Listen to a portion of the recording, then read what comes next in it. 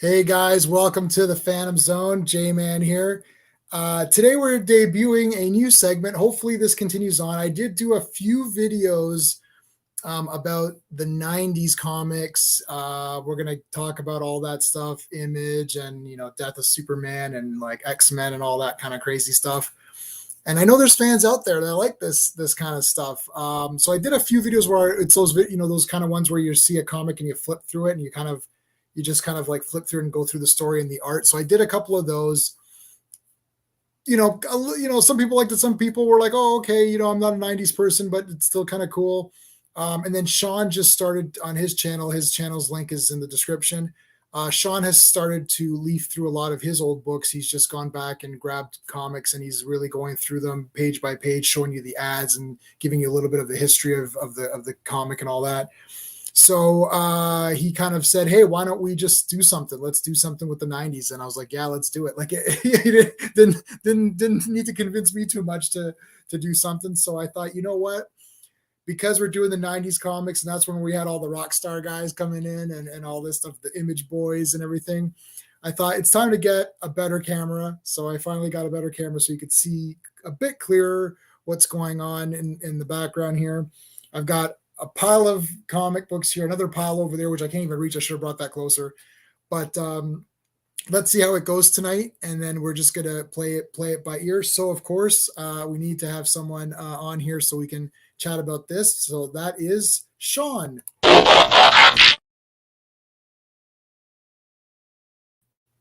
Hello. How's it going?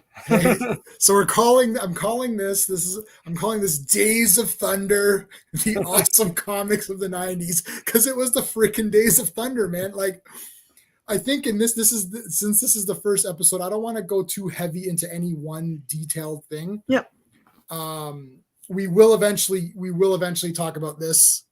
Yes. Yeah. What's that? This is the documentary, baby, about Image Comics. So I rewatched it today. Yeah. And there's 45 minutes of extra interviews on this, on this sucker. So there's a 35 and the 30th anniversary book now. I should get that. Yeah, put out by Jim Valentino. And because their anniversary, there's a lot of stuff happening. So yeah.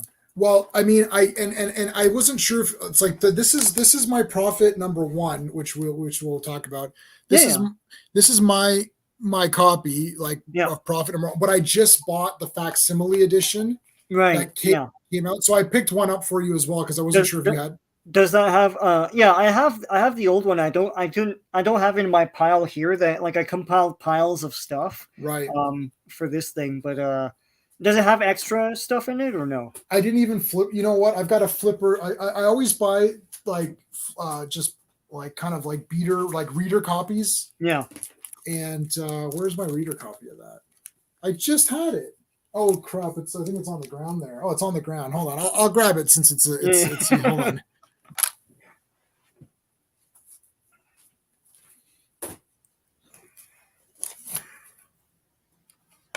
Okay. Yeah. So we can flip through it right now, really super quickly, just to kind of see what it is.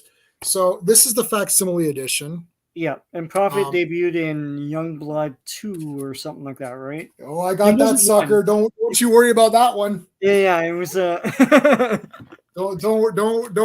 If you remember to pick up Youngblood 2, then he was in that. Yeah, that's Youngblood 2.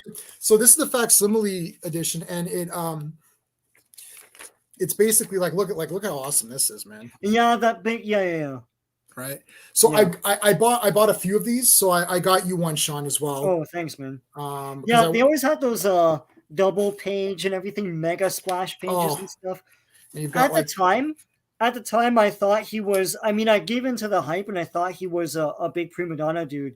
But now listening to his observations podcast, he mega loves. He mega loves Jack Kirby and stuff. And that is Jack Kirby. And you could totally see it. Yeah. His name, the character's name is Kirby. Kirby, yes, yeah. So it was weird because, I think for this episode, I don't want to go too heavy into any one detail of anything.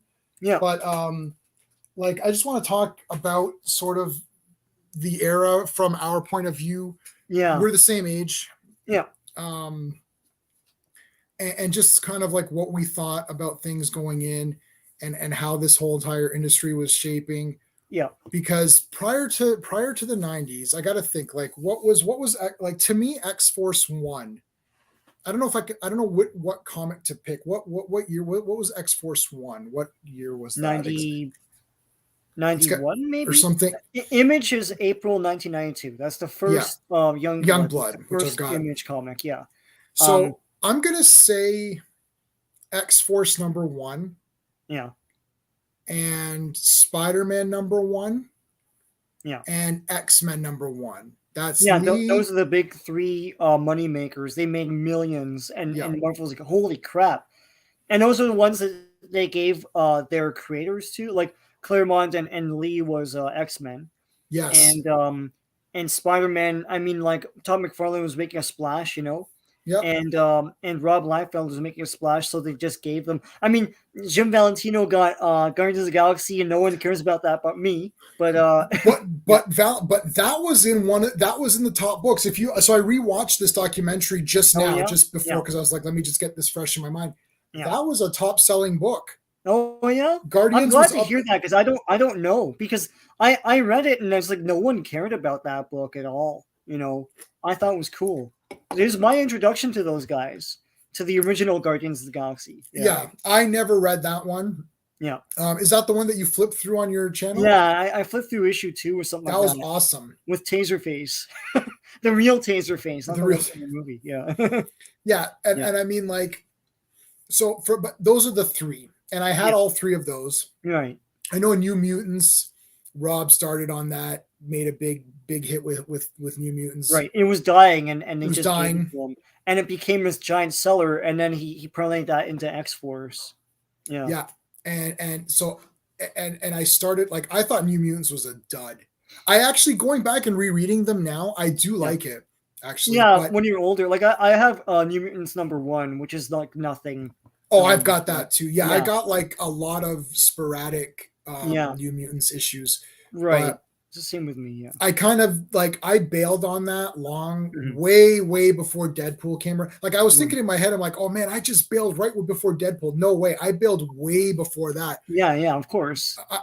And then I didn't, because the thing is, and the people have to understand, it's like, there's no internet to go search and see what's hot. Like, I literally went by what I thought looked cool. So I have to say, like, Jack Kirby is my favorite. He's the king. That's everyone knows that. Yeah. But when I started to think about names, and I don't care about issue numbers, I never cared about names. And it's like, same with movie directors. I think like John Carpenter, Peter Jackson, Sam Raimi, like, those are the names I looked at. So for here, and this is going to sound super generic, but I was the right age, and so are you. Yeah. Jim Lee, Todd McFarlane, Rob Liefeld. Yes, I and even care. Eric Larson too. Amazing Spider-Man. Yeah, Marvel was producing the stars, and so here's my thing about the 90s. Yeah, I feel like, and no offense to anybody, but I feel like the narrative on the 90s ruining comics and everything, and how terrible the comic books were and stuff. I think that's more propagated by people who were older at the time, like, for sure, late teens into their 20s and stuff, and can see the horror and weren't really into it. They didn't speak to them, so it's like, oh, it's horrifying to them, all this like blood and guts and boobs and stuff, and ever since then, it's like those comics are horrible. And the thing is, the speculator boom and everything had to be sparked by something, right? And the something that sparked it was, I swear to you, and I've said this before on your streams, comic books were big among kids. They were really big. Like, without the aid of cartoons and things. Spider-Man, the cartoon came out in 94. Long before that, in 88, 89, every kid was into Spider-Man. When I was in grade 6, 7, 8, and 9, it was the biggest. Every kid knew it. Every kid, I don't care what color you are. I don't care if you're a jock or a nerd. Everybody knew it. Venom was big. Without the aid of media, the Venom storyline was big. Any storyline Spider-Man was in was big. Batman was coming big because of the movies and everything, and people were taking notice of comics, and it started seeping into news media. Like when Marvel started making like millions and millions of dollars off these number ones, that was the news. Like Todd McFarlane was turning up on TV shows and game shows and stuff. And Rob Liefeld, I always say that Rob Liefeld was on a Levi's commercial. I know. And the thing is, that's the first time I'd ever seen a comic book creator treated with the same endorsement confidence as like a movie star, a rap artist, or a sports celebrity. It's like, dude drawing stuff on an easel talking about how comfortable he is in his Levi's. That's amazing. This is before Image. Right. So this is before Image, yeah. Comic books were becoming big by themselves without the aid of movies or cartoons, and then the cartoons and stuff came. But like they were big business and a cultural phenomenon, and it's because, honest to God, I think the comics were good. I think they captured people's interest. They captured kids' interest. I was like super into all this stuff, and like I wasn't sure, like I would buy number ones and stuff, but I read them. It's like I wasn't just buying stuff and encasing them, and it's like this will be an investment. I read everything I bought. I was interested in. I was willing to try anything. So yeah, I think honestly, like yes, it became the speculator boom, and then Marvel destroyed the distribution system like completely. I blame them for that. But leading up into that, I think comics stood on their own as being a good product that at least kids like us, were into. And I think you don't get that perspective from the kids that were buying the comics at the time. Speculators weren't dudes in suits and ties. Right. It was all kids buying this stuff. When I went to the comic shop, it was all kids who were like between the ages of 11 to 15. And we were like all over that. And yeah, that was the only time where it was we had to go every week. Now, hey Pattis, how's it going? 91. Okay, so I've got that one. That's Peter David, I believe. Is that when Peter David popped? I'm bad with names and I'm bad with numbers, but I definitely have Peter David's first ever X Factor, and that's Havoc, Polaris. Like that's my guys, man. Like those are my guys. I like that X Factor a lot, man. Peter David, this entire arm is like almost the Peter David arm. Yeah. So I remember going Fridays, but I'm not sure if it was Fridays. Was it Fridays comic book day or was it Wednesdays? Do you remember? I think it was always Wednesday, but like the thing is that kids couldn't go on a school night or like after school and stuff. Then it was Wednesdays. Getting a throng of people on Fridays. But I used to go the first day for sure, because that was when I was the rock star of the comic shop. I used to go to a comic shop called Red Nails 2. Yeah. And I walked in, and me, my buddy Jay, who else? My buddy Vic, we went and bought every comic. Yeah. Like, and when Image started, we literally bought every, and I actually feel I was able to get back some of the ones that I gave away, but I ended up giving them all away. Yeah. It was like 70, 71, 72. Yeah. Okay. So yeah. I definitely have that one 100% for sure in my room there. Yeah. But like, I mean, I know people look at say, oh, Image and all this crap. It's like, yeah, but New Mutants, for example, if we go back to Rob, that was a boring ass dud, dreary mess. Like, Cable's one of my favorites. If I ever meet Rob Liefeld, I do have a personal story that's a little bit sad, but something came out of it with the character of Cable. I love Cable. I've got like this entire shelf right there. Yeah. That entire shelf is the X-Force, Skies, Cable, Deadpool. And how many guys had cable arms after that? It's like everyone had the cable arms, the segmented armor thing. Yes. I know it's Colossus, but like everyone had cable arms after that. Like just one arm that was all and even Magog had cable arms. It was so I mean, for me, this was like just the best times ever, because prior to that, it wasn't that cool to be into comics. That was the thing. These guys made it cool, because people were like, look, when that Spider-Man #1 came out, I actually sold. I had Spider-Man 1 to 50, and I sold them all. And I had Spawn 1 to 40, and I sold them all. Oh and I got my 1 to 50. Yeah. Yeah, I really need to get. I'd like to get issue 1 of both. I know that they're easy to get. We can get them anytime we want. They're around. They're around. I'd like to get them back because they were cool. I've got them digital, of course. But like, you know, I still like Brigade, Youngblood, Supreme, Shadowhawk, Bloodstrike, and I've read got way too much Shadowhawk. We could talk about Savage like Dragon. scheduling and stuff, because that was murder on. I remember Shadowhawk and Youngblood were the two ones where I was like, and looking through my collection, I'm like, I don't know how I followed these, because they came out whenever the hell they felt like, you know. Yeah, we'll do an episode on Image's crappy release, and Todd McFarlane was like beating those guys up. He's like, guys, like what's happening here? Like, you know, and the problem is that this happens when you have too many things coming out at once. But we can address that. But like, just going to the store, you didn't feel like a nerd. This was the first time ever where I was going to the comic shop, standing proud. I had a Witchblade T-shirt. I still got Witchblade posters and stuff from back then. I've kept them rolled up. I wish I had my Witchblade shirt, because I got rid of it because I was so long. I gained a lot of weight, and I couldn't wear it anymore. But now it would fit me. Damn it! It's like, because I'm smaller now than I was back then. Oh man! But we walked in with confidence, and literally me, Jay, Vic, all three of us would go and we buy everything. And those guys, they never bought comics, and then Jay ended up giving me all of his comics, and I ended up giving those away too, because I'm like, I had like 4 copies of every Image comic that had come out. I'm like, what am I going to do with all this? And even now I have, so I've got like a few piles here, but you know, and we didn't treat them like this. This here has like 4 or 5 books in there. Like, yes. I did that too. Yeah. And I have the gold cover and platinum cover of Spider-Man 1 in the same bag. I was like, I didn't care.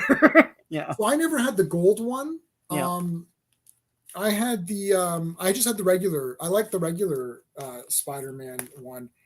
I got X-Force #2, and I got X-Force. I have so many X-Force #1s. It's like outrageous.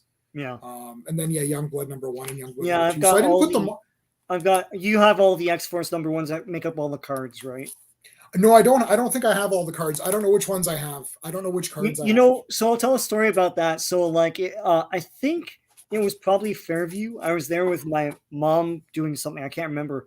And there was a hobby place there, and it was like model kits and stuff. It wasn't really a comic shop, right? But they had a shelf, not a rack, but a shelf against the front window. And there was a poster like X-Force and all that. So that place was crowded with kids.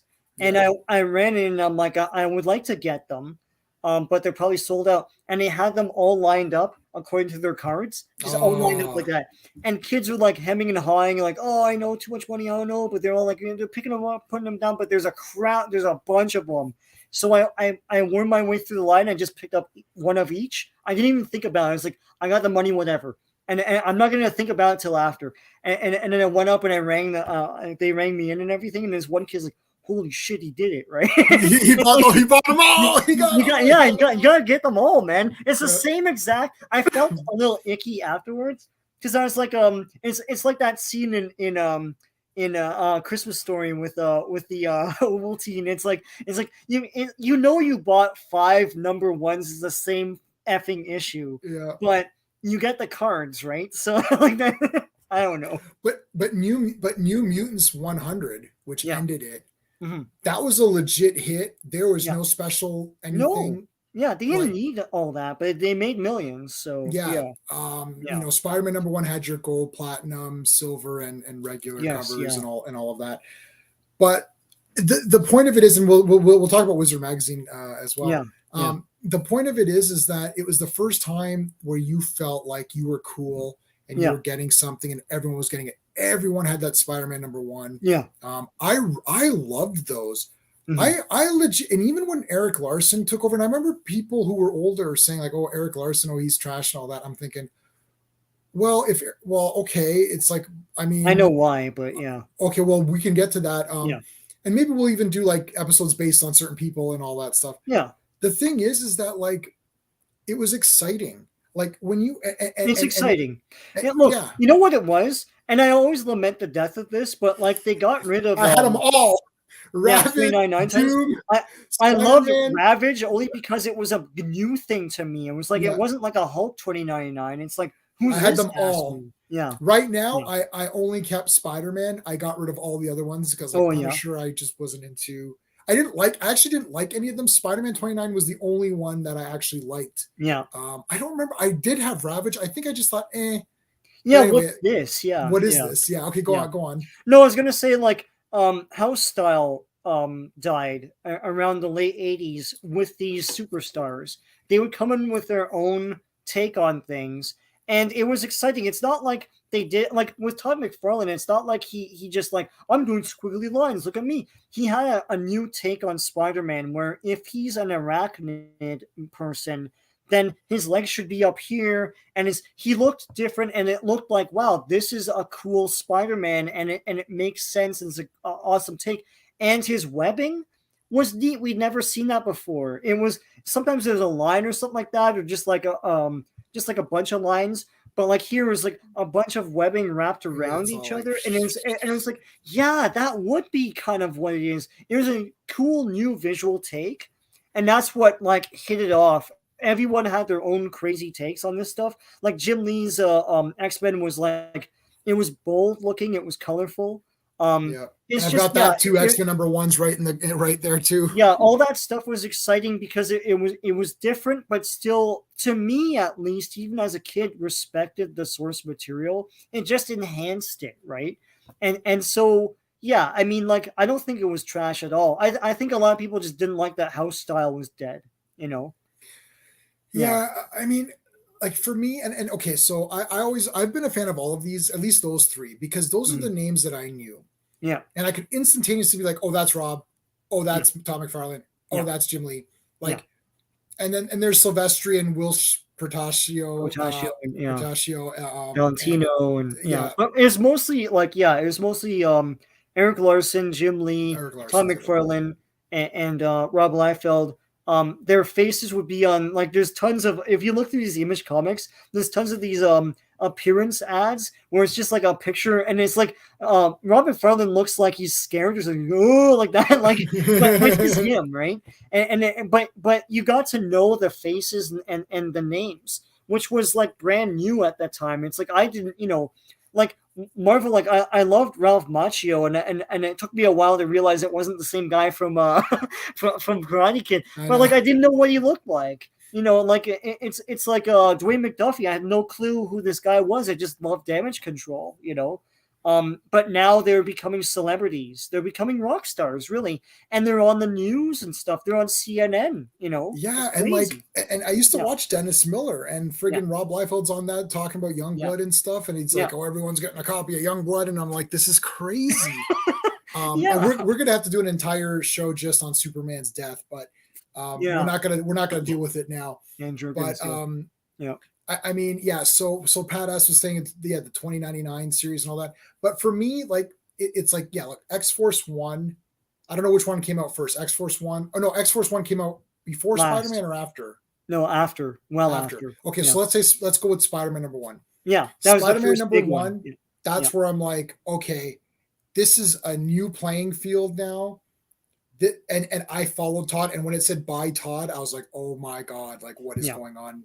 And I was getting the crossovers and all that, and I had all of those Spider-Mans, and it's like I'm like, this is just the greatest thing ever. And I know it was darker, and the background pages were black. It wasn't.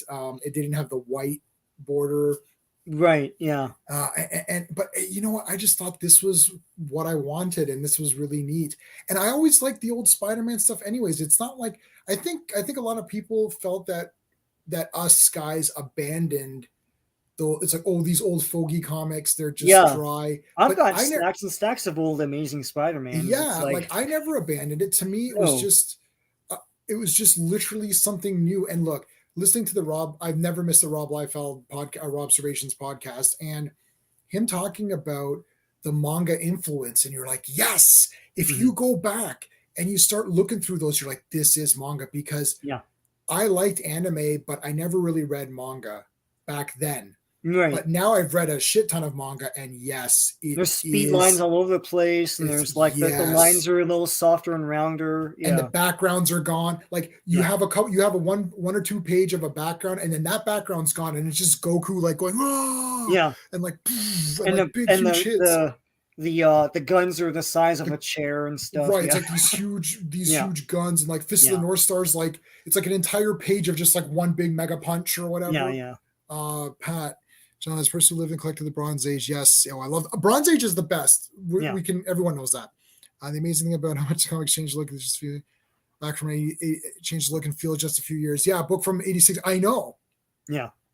And the thing is, for me, it's like, look, Jack Kirby, this is, oh God, this is going to sound crazy, but these guys were the new Jack Kirbys, because with Jack Kirby and dynamic posing and like big, huge, like it's like bold lines, and it's like, very defined, colors and heroes. Like, it's like, man, that's Captain America, I got feel lost.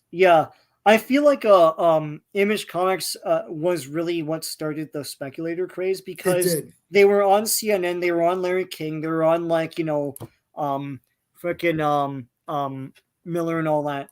And it's like, and I think that Joe Q public was like, oh my, like they don't know what Silver Age is, but they know that there was an era where there was a Spider-Man 1, a Fantastic Four 1, X-Men 1, Hulk 1, and they're like, oh my God, I think I'm seeing this all over again. So let me go get a number 1, or, and then that's when, and some people became fans from that. Others were just speculators, but I think that was what kicked that off. And then, of course, every other 2-bit company was like, let's make our own universe. And they got their own artists. I mean, like, Ditko and others were working on Valiant, but like, the Valiant comics then shot up and everything in price almost immediately. Was it Ultraverse, by Malibu Comics? Dark Horse got in on the act. Topps had Jack Kirby stuff in the Kirby verse. And beyond all of that, I was buying EC comics. EC had a long litigation process through the 80s, lots of rights disputes, and finally got cleared up when they made the HBO show. But the EC reprints, I was all over that. And that's another thing, too. It's like, you could say, like, oh, you're into this new trash. It's like, that stuff was from the 50s. And I was, like, all over those. And I was like, oh, my God. It's like a new generation was discovering these great stories and everything. All that stuff. Anything. I bought the, before Valiant had the Valiant verse, I bought the Nintendo and wrestling comics that they made. Oh my there's God. One comic where there's I can't remember. I have to look back. It's Typhoon is one of them. There's 4 wrestlers on a desert island that have to wrestle each other, or something like that as a competition. But yeah, no, it just exploded after Image. Then everyone was buying these crazy number 1s of like different series and stuff. Now, as someone reading the comics, I liked all those comics. I bought everything. And there's stuff that if I didn't like it after an issue or 2, then I wouldn't buy it again. Because the thing is, and I was going to ask you this, did you have to economize after a while? Like to me, after a while, it's like if I didn't like something or if I didn't get something or didn't understand it, or if the scheduling was weird and that I just forgot about because there's so much stuff coming out, then I wouldn't get it. Yeah, the most I have is Cyberforce. Yeah. Because I don't know why that to me seemed to consistently, that's Silvestri, I think, right? Yeah. Cyberforce. Look, Rob, because you know what the problem is that Rob, these were young guys. Well, Rob was the youngest. Yeah. So his stuff was a disaster because he literally Image Comics, each guy had his own little thing. Their own Top studio Cow, Extreme, published out of Image, right. Yeah. So it's like, so you had your Top Cows, you had your Extreme. Wildstorm, I don't know where Larson's was, but yeah. I know what it was. It's like Homage or something. Oh yeah. They've got the names, yeah. So each guy had his thing, but then Rob Liefeld is like, okay, well now I'm going to hire guys, and he's like super young. He's like under 30 or something. Yeah. So he's hiring like all these people. So he's got I've got like 50 people working for me. He's like, holy shit, like what happened here? Yeah. And he was throwing money at them like crazy. Oh yeah. It's like, oh, I need Stephen Platt. Well, he's drawing Moon Knight. F that. What are they paying you? I'll pay you triple. Come. Yeah. And it's like, okay, Alan Moore is doing Supreme for Christ's sake. That's awesome. This is crazy. We'll always have that. That's wicked. That's crazy. And Supreme was cool, man. Yeah. I mean, so anyways, but so there's all of this stuff, and people are like, yo, what's going on? And it's like they're buying big fancy cars and all this stuff. So they were they're young and stupid. And then it started to be like, Rob, when's Youngblood issue like 6 coming out? Like, is that happening? Like, like, oh shit. You know the whole story of that, right? Because like I told you last week I have all of Team Youngblood, and I was like, I have a lot of Team Youngblood, almost the whole thing. Team Youngblood, anything that wasn't put out directly by Rob Liefeld was coming out. So it's like between April, I looked this up because what the hell happened between April 1992 and July 1993, 15 months. 6 issues of Youngblood came out. Wow. That's issues 1 to 5 and issue 0, and between issue 4 and issue 5, there was a 5-month gap. And do you remember this? The flip books. Hey, Clobby. Do you remember the flip books? I remember. Yeah, it was like a fan. Yeah, it's like one thing, and then you flip it, and one cover and the other cover don't even tell you that on the other side this is it. So when you display it, you don't know. So Brigade 4 is like had Youngblood 5 on the back of it. But so someone who orders Brigade 4 doesn't know this and puts out Brigade 4, and you don't even know Youngblood 5 came out. Yeah. So Clobby, we were just making fun of you old fogies. Like, all these old fogies were like, I don't like this. And we're like, get out of the way. We need our comics. and between 5 and 6, there was a 10-month gap because issues 1 to 10 of Team Youngblood came out between Youngblood 5 and Youngblood 6. Yeah. So that's why I was buying Team Young. I thought Team Youngblood was Youngblood. I was like, I guess they changed the title and now it's this thing. But it wasn't. Yeah, Supreme, exactly. Yeah. You called the 90s. No. No. So okay, when I found out that Youngblood number 5 was on the back of Brigade number 4. When you bought Brigade 4? No. 3 or 4 months ago. Oh yeah. They got you. They got you, man. Dude, I have both. I was flipping through and I'm like, oh, here's Youngblood. And I started to get this collection together so I could organize it better, right? Because I tried to do it by guy. So like, let me get the Rob Liefeld box. Right. And I've got the Silvestri. For Silvestri, I really only have Cyberforce. Yeah. And wait, who did? Oh no, did he do Darkness and Witchblade? Oh. Yes, I think so. Yeah, right? No? Okay, so unfortunately, I don't have any of my Witchblade comics. I have them in trades, though. And then I've got my Darkness, I think I gave away, and I gave away a lot of other ones. I need to re-get all of these backs. Image was crap except for more. Yes, I know. I don't know. We love it. We love it. We love it. I know it's warts, and I know what it did to the industry, but at the same time, there's a lot of stuff coming out. So I'm going through. I'm laying all these, and somehow covers got flipped around. Yeah, and I had like 3. I was like, why do I have 3 copies of Brigade 4? Yeah, and I'm like, this is weird. And then I thought, oh, this feels thicker because I was putting them in, I flipped. I'm like, wait, this is Youngblood. I'm like, oh my god. I'm like, I fell for it. Yeah. That's right. That's terrible. Because a comic book, like someone who owns a comic book store could just like flip it and make believe that they're selling you 2 comics, but they're not, right? So you'd probably pick up Brigade 4 and Youngblood. And the thing that was stupid about the flip books is that I'm okay with. I mean, I think it's a stupid gimmick, but sure. But if you're gonna do that, why don't you have a little burst that says on the back of this or flip for this other comic? The thing is, they didn't, and so you buy something that's just a straight cover of Brigade 4, and you have no clue on the back of it is another thing. So yeah, no worries. This is we're doing the Image Love Fest here. Yeah, no, I know, but I fell for it, so that's brutal. Okay, let me tell you another one. So Shadowhawk. Do you remember Shadowhawk's thing? It's like Shadowhawk issue 1, 2, he's a black 3. guy. You're like, yeah, yeah. So Shadowhawk issue 1, 2, 3, 4. Shadowhawk 1, 2, 3, 4. Then the next one was Shadowhawk 2, number 1. Number 1, 2, 3 of Shadowhawk 2. Then the next one was called Shadowhawk 3, number 1. Shadowhawk 3, 1, 2, 3, 4. And then the next one was Shadowhawk issue 12, because he's like, screw this. He's like, if you add up the issues of the other ones, it's 11. So it's like, okay, Shadowhawk 12. And it's like Shadowhawk 12 to 18. And then there was another comic called The New Shadowhawk or something like that. And that was number 1. It was craziness. Oh, Sean, tell Clobby how you got those. Oh, J-Man gave them to me.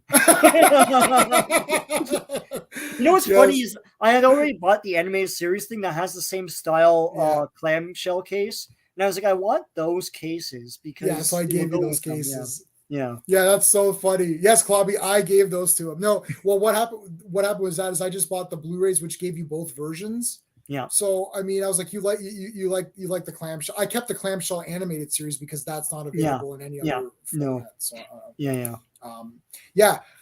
Oh, dude, Shadowhawk. I remember. Okay, I got Shadowhawk 1, 2, 3, 4. Shadowhawk 2. I got the first couple. I'm like, I'm out. Yeah, I'm out. Like, this is weird. The problem with me is that if it becomes too difficult, I start to immediately fold. Even Comixology right now, they're merging with Amazon.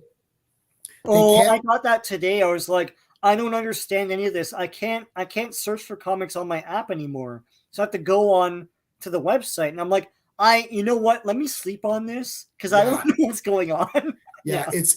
So it's a whole thing now. My app still works.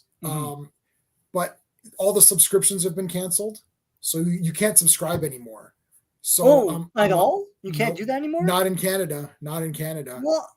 So Canadians cannot subscribe to comics. So the problem with me now is that now I have to log in, go to League of Comic Geeks or whatever, see the release dates, see the releases, and then I either pre-order it or I order it on the day of. And now the problem is that doing all that is very difficult. So now I start to think I didn't get Flash this week. I'm like, do I really need Flash? I'm like, nah. Yeah, you start double thinking it. They gave you that opportunity to double think it. That's the wrong thing to do. That's the wrong thing to do because you know what? I had 15 subscriptions. In my bin. So it's just like, oh yeah, shit, Sheena came out. Oh yeah, and I've got weird ones like Sheena. Nobody reads that. I got Ant. It's like I've got these weird ones, and it's like, okay, I'll keep those. But because I actually like Sheena, that's the best comic right now. Yeah, and that's the most manliest comic is Sheena. Sheena's the most manliest comic where she's beating up people and fighting monsters. Oh, that's great. Anyways, so it's like, an Ant is awesome too. But of course they're not one of the big two. But anyway, so I'm like, and then it's like, oh yeah, Son of Kal-El. I'm like, do I need this now? I'm like, no, maybe not. Right. So the problem is that I didn't get Flash. Yeah.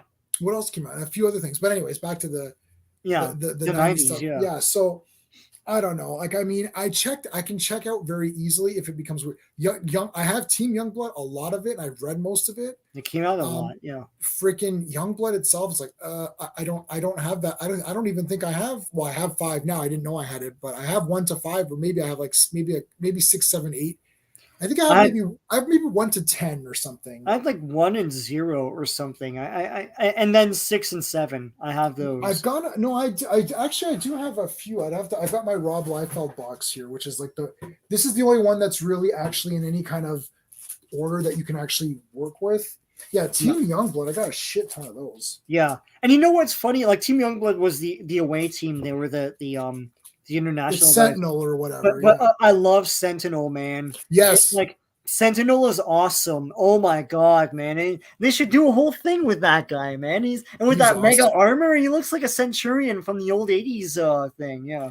And you know what is the problem? Okay, so again, here we go. Oh, we need more, heroes of color. No, I was gonna say, back in the day, this is before all this rhetoric about woke and stuff. Right. The Image guys were doing it because the thing was, it's like Shadowhawk was black, and Rob Liefeld had no problem putting really strong black men in his titles, and there's some black women as well, and it's like they just did it because they knew it was the right thing to do, and they made them awesome characters. Like I love Sentinel. He's the best. He's the Superman of that team because he always does the right thing.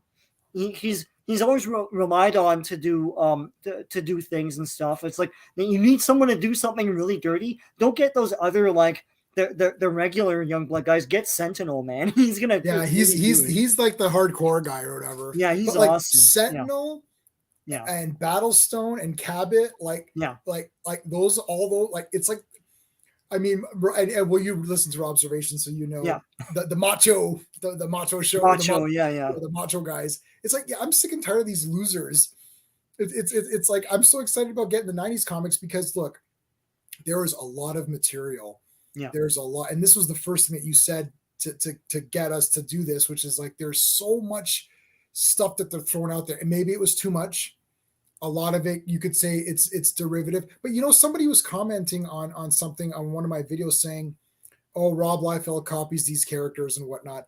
I'm like, okay. I said, well, pick who you think is a good character because Batman is just Zorro to me, right? Like Batman is Zorro, and all of those characters are Scarlet Pimpernel. I always say that. Right, yes, yeah. And like the Shadow, it's like Batman is Zorro, Shadow, Clark Savage is Clark Kent with a Fortress of Solitude. Like, I think the problem was the art because, like, if you look at Dutch from Team Young, I love Dutch. He looks like Batman, but with things on his. And there's another guy, I can't remember his name. The one guy that looks like White Batman, but it's like it goes up like that, but there's a part that goes down like that. Seahawk. Yes, Seahawk. Yeah, that guy's totally White Batman. But Seahawk is great. Yeah.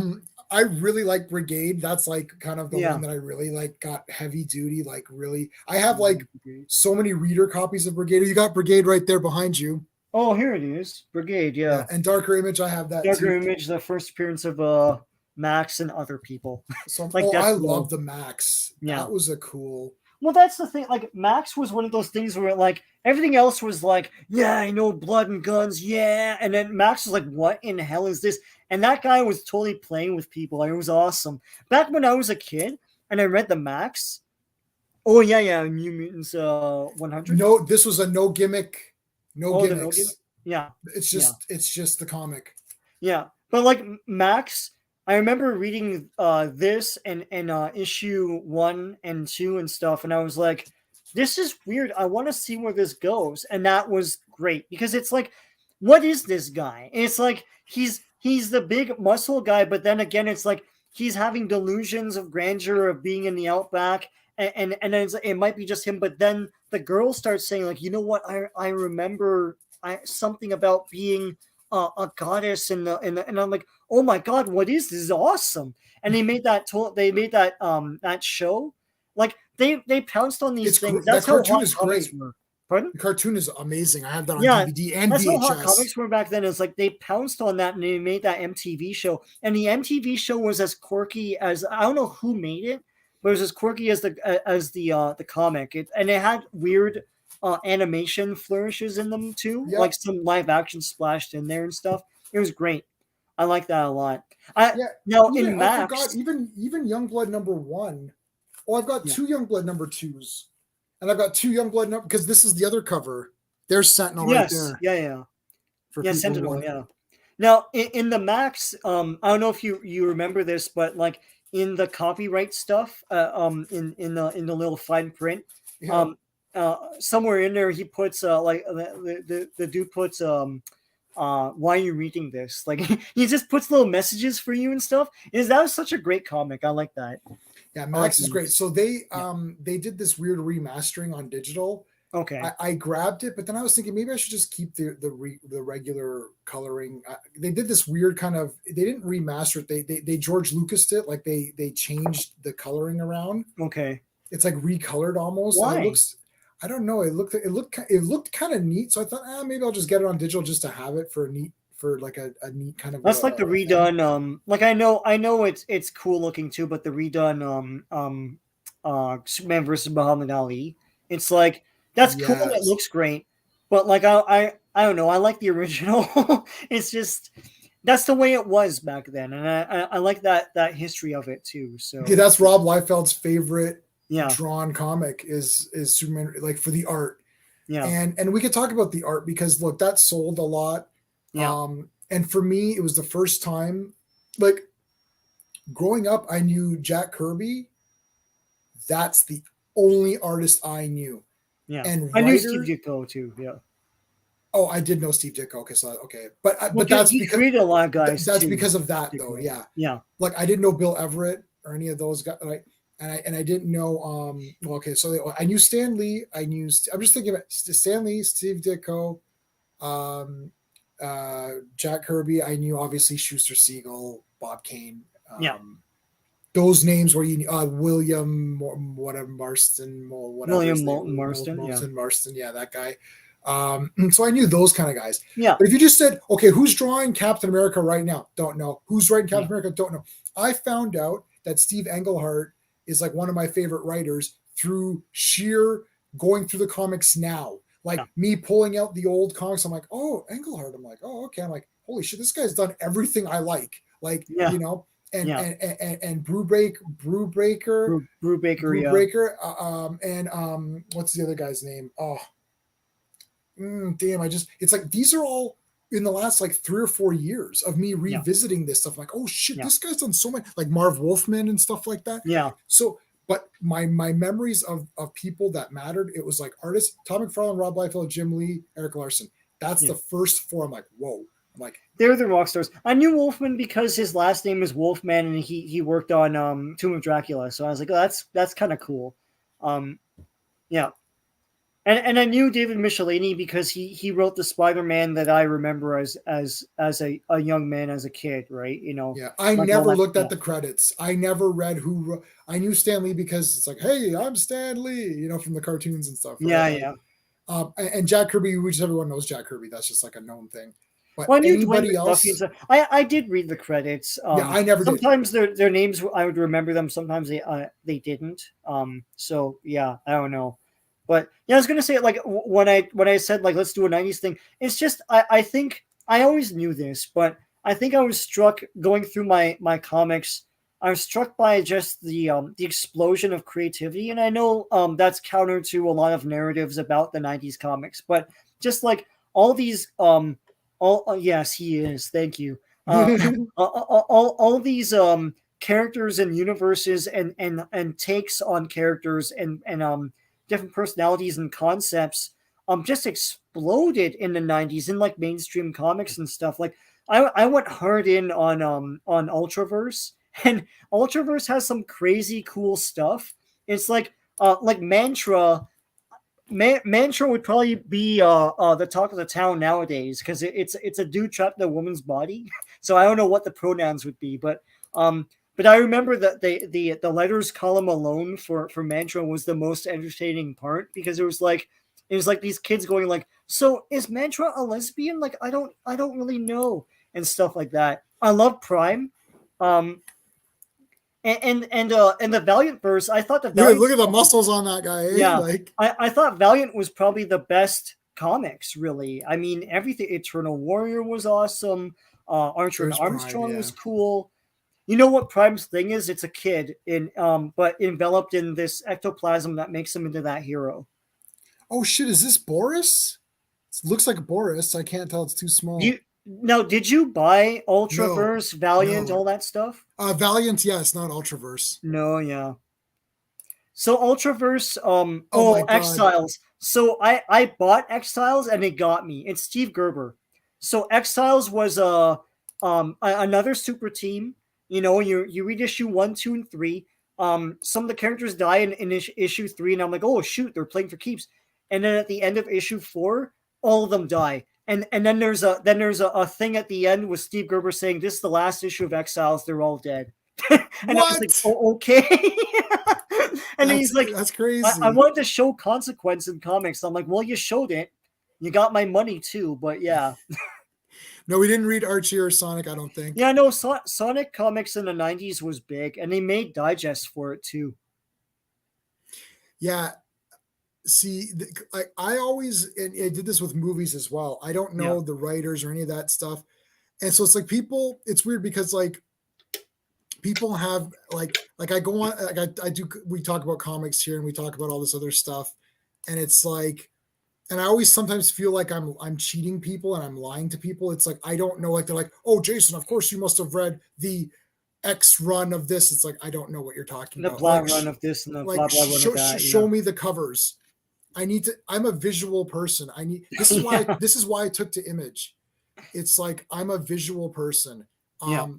Like Lone Wolf and Cub, the last 120 pages is like a sword fight between Ogami and freaking the Yagyu guy, the clan leader. And you're just like, holy shit, this is outrageous. Like, for me, it's like, that's why Image got me so much, because I did like the art. I love Rob Liefeld's art. I love Todd McFarlane's art. I love Jim Lee's art. I like it. I'm not just pretending. So, but the thing is, because I knew those names, that's what stuck to me. So I never knew the names. Like if you show, and dude, I went to the comic store every week and dropped $100. I would drop my entire salary. Yeah, like me too. Like, you don't know, like I've sold like 20 comic boxes, long boxes worth of shit I've gotten rid of. And now I kind of feel bad. I don't feel bad about any of them except for the 90s ones that I got rid of. I'm like, I should get those back. There's something personal to us with those. Yeah. Yes, that's Boris. I get the Boris calendar every year. I've got the Boris calendar every year since 1991, and I've kept them. I've got every Boris calendar. There was a year. No, I missed like 4 years in a row. 4 or 5 years in a row I missed for Boris calendars because I think we moved or something, and or I don't know what it was, or I was somewhere and I was like, I just missed out on any. Never meet your heroes unless your hero is Jack Kirby. Yeah, there you go. Yeah, that for sure. Lone Wolf and Cub. Yeah, I've got the Dark Horse ones where they reverse they flip the panels to fit, but I've got the whole run right behind there. Yeah. But the other thing I was struck by with the 90s is that like it's such a burst in a very short period of time where like stuff like Ultraverse, for example, had a cartoon, had a toy line. They had a Nightman was a live action series. They made a live action hard case. They made a live action firearm. You don't even know those characters anymore. Yeah. And the thing is, and then they sort of died. It's like there's just bad business practices all around. Like we found out that in 2017 or so that Rob Liefeld hasn't owned Youngblood since like the late 90s. And now he refuses to work on any more Youngblood because he doesn't like the guys behind it now. And it's like, oh shoot, those characters can never come back, you know, and it can never be done in a new way or anything. Like a lot of those guys, like I don't know what happened to Wildcats. That used to be white hot. They had a cartoon, they had a Playmates, the toy line. Well, I mean, sort of fell by the wayside. All the Valiant stuff, like then I loved Exo Manowar as a kid. It was awesome. He's a Visigoth from like 400 AD. Yeah, and then and he's in like mega armor in the present day. That's awesome. There was a new I thought there was well, I'm gonna say the new one is like he's from space, he's an alien from space or something like that. It's like, well, that's not the character then. What are you doing? Right. You know, so all these things are sort of like dead now. And there's a time when they were like top of the heap and like getting like TV show and toy deals like left, right, and center. It was great.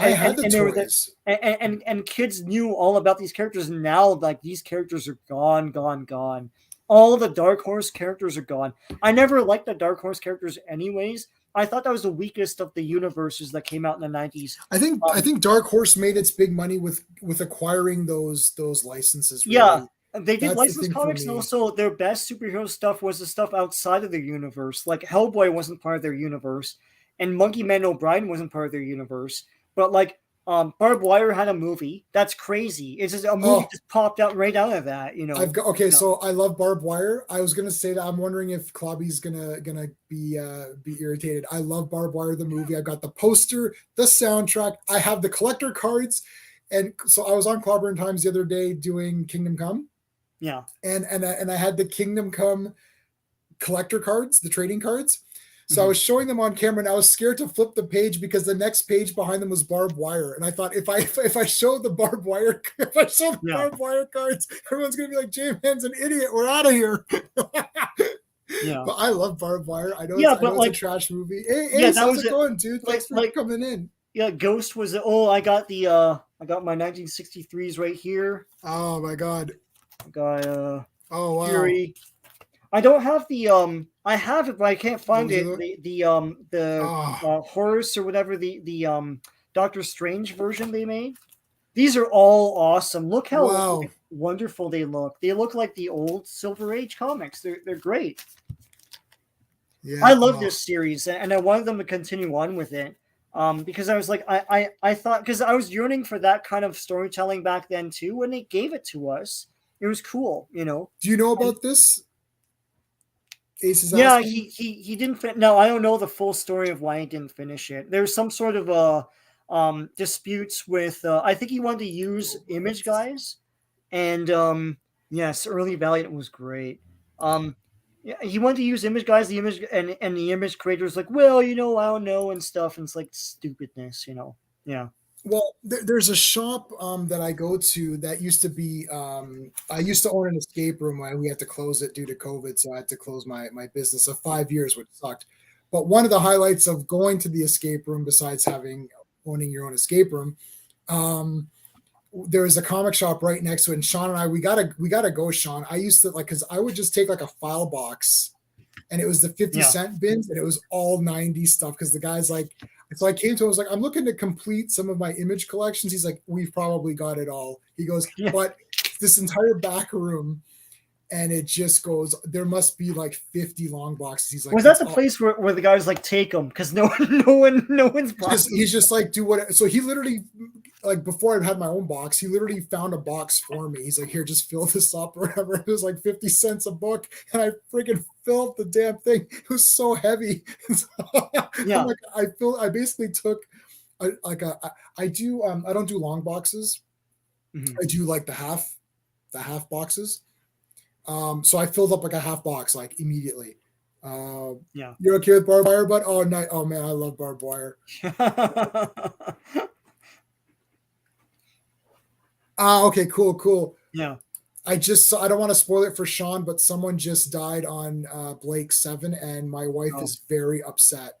And he's not coming back. I checked. I had to check for. Anyways, we're not gonna. I was gonna say too. So I like Disney comics. Now, the unique thing that happened in the 90s was that because comic books were being so popular and everything, Disney was like, you know what? Let's cash in on this. So for the first time ever in the States, they started publishing their own comics. They were always through like Gladstone or Gold Key or somebody. Yeah. So they published their own comics for like 3 years, and then they exploded with a bunch of titles, and then they imploded because everyone wanted big guns and stuff, right? But like I bought tons of that stuff. But one cool thing they did when the Dick Tracy movie came out, they did tie-in comics. And I know you love the movie. You should get these if you don't have them. Let's see. So they did a trilogy. They did Big cool. City Blues, and they're all movie verse. They did Dick Tracy versus the Underworld, and they did the third part of the series was the movie. And so these other two comics, my god, that's wicked, tie into the movie. And I swear, when I read them, I was like, did they write these other scripts before they made the movie? Because they dovetail so perfectly into it. Like, the movie looks like the gang war that results from these other two stories. I see. And the movie adaptation is actually really, really good because all of the camp stupidness is gone. Because none of the mugging of the actors is there. So it's just the script. And it's great. This is the best tie-in movie comics that I've ever read. Because they actually, it's like a big epic film. So yeah, you should get those. But those are Disney owned comics. They did this Dick Tracy trilogy with like the movie verse Warren Beatty like Dick Tracy. So yeah, I know, I love that movie. We'll have to do a thing on that one time. But I know you don't like it because of whatever. But I mean, we're never going to get any more of those. No, now, so it's I love it. I just don't think it's Dick Tracy. The comic was awesome. No, it's cool. Like, and now I think I cling on to it because they'll never make a movie like that again. And they made an effort to make all the characters look like they did in the Chester Gould like a strip. I like to reward effort. Yeah, like someone tried. It's not Dick Tracy the comics. I loved all the serials of Dick Tracy. and I own them all, and I love them all. I think Dick Tracy versus Cue Ball for some reason was like my favorite. I don't know why. That was like a TV. There's a lot of those movies. They weren't necessarily serials, but they were like just they made feature movies. I have a pack of 4 of them. Yeah. So Cue Ball is probably in one of that. Cue Ball, yeah. I don't know why I like that guy. I liked him a lot for some reason. I like Cue Ball. Like, I'll just say this, and we'll move on with that. I like the beginning of Cue Ball where they show they show the credits, but with like an illustration of the classic villains from the comic strip, and they show an illustration of Cue Ball introducing Cue Ball, and then it dissolves into the actual actor. And he's like that. Yeah, like he's great, man. Head. Yeah. I used to pretend. I bought the Brow figure. I love the Brow. Yes. So I got the Brow figure now, and he would be like my main enforcer. Oh yeah, because I still have all my childhood toys. He just looks all the squat-legged Playmates toys. I love those. Dick Tracy reaction figures were very. It's like Bucky O'Hare. And it's like I think Wildcats have squat legs. I can't remember. I had the Wildcats toys. So I had what's the girl with the? Oh hell, I can't remember. But Grifter. So Grifter stayed on. Grifter's in DC Comics. And what's his name stayed on? Hellspawn? Hellspawn. Yeah, with the fire hand, with the fire and the skull. Yeah. So he fought Superman in one of the. Yeah, that's cool. They should really do something with all those characters. Hell, there's a cartoon. I mean, Yeah, like, Wildcats. Look, that's the worst. It's awful. Like, they're superheroes. It's like, and then there's a rap interlude. It's like, they're heroes, not zeros. It's like, oh boy! I remember watching that, going, "This is awful. Like, this should be better than this." But yeah. Oh, there you go. Michael's a huge fan. There you see there. That's it. Yeah, he has the watch. I know. He's right into it. So there you go. We could do him, and we could do a Michael and J-Man versus Sean and Clobberin Dick Tracy on Dick Tracy. We'll do a versus. We'll do a different. Instead of versing the 2 movies, we'll have the people that love it and the people that hate it. I'm still trying to get look, together. I'll just say this about it's a cool movie. It's just like, and I said this in my Dick Tracy video. It's like, if you read the strip and you watch the movie, it's not the same thing, and you'll probably be disappointed. You're right. But it's cool. It's a cool movie. It's like, not like some of the other movies that we always bitch about. And knowing now that knowing what we know now, it's like that's the last time you would see any of those characters live action. So it is a big extravaganza, right? Of all the characters, right? This is my whole thing where it's like I reward people that are trying to give us something. You know what I mean? And I don't want to turn this into the JJ, Zach, and Brian Johnson stream, because we're not doing that tonight. We'll do it we can do it next week. But but yeah, like I'm ready people who are anytime, trying. People who are trying. Like, look, it's like, I know that it's like Flash Gordon, the 80s one, right? It's like 1980. Look, they're trying. They're like, let's make this funny and a bit silly, but everything looks amazing. Even the Flash Gordon strip is wicked. Definitely. Yeah, like the Flash Gordon strip is sick. I've got the whole thing. Where is it? It's right there. It's right there. All the Alex Raymond ones, and they're awesome. And it's not, that movie is not that, but it's fun, and there's heart in it, and they try to do something. Like, I thought Dick Tracy had some heart in it too. Like, I liked all that stuff. Yeah. So no, it's cool. I wanted to say something too about the yes, I know that was a Tracy thing. Looked like the character from the strip. Yeah, I know. Yeah, the villains all had mega putty on their faces, but he didn't. I told J-Man this a while ago. The first time I ever saw Dick Tracy was the Maxwell House commercial, and I didn't know. I was like, because there's a cartoon walking into a coffee shop, and I was like, well, obviously he's from something, because he's a cartoon and everyone else is live action. And my dad was like, oh, that's Dick Tracy. And he told me all about like Sam Ketchum and Prune Things. Like, he was all about that. And I was like, oh, this is cool. And then he took me eagerly to see the Dick Tracy movie and everything. And he was disappointed. And maybe that sort of rubbed off on me. But I did read a lot of the strips, and I'm like, well, this isn't the movie. I would see, because of Batman. I'll say this, and we'll carry on with the next comic. Because of Batman, I was so used to you fight one villain and you move on to the next villain, and every movie is like, who's the villain in that movie? And Dick Tracy robbed us of that. It's just like every villain's in it and every villain dies. And it's like, when you read the strips, it really is, he has an adventure tracking down one guy, kills that guy, or the guy dies horribly somehow, and he moves on to the next one. And that I was disappointed. I was disappointed that Flat Top and Itchy came in the first 10 minutes and blew the crap out of everybody. The Brow, who's the guy I really liked. I liked Rodin. I thought he was really neat. Yeah, it's Transformers the movie. It's like it's Transformers the movie, which is genius, by the way. I'm going through season 3 right now of G1. Yeah. But okay. I want to say something too about 90s comics. Like one point that's never really made, and I'll say this here, is that like a high tide raises all ships. And like, listen, comics were big for whatever reason you're thinking of. Like, it's because of speculator market or like whatever. But they were big, and they started a lot of careers and got a lot of people into comics and created a lot of opportunity. Like I mentioned the Valiant verse, and I mean Steve Ditko got a lot of work out of the 90s. I mentioned the Dark Horse universe and EC getting reprints. That was awesome. There's also Milestone. Milestone comics were awesome. And like I know they're not for everyone. I was big into Icon. I couldn't get into Hardware.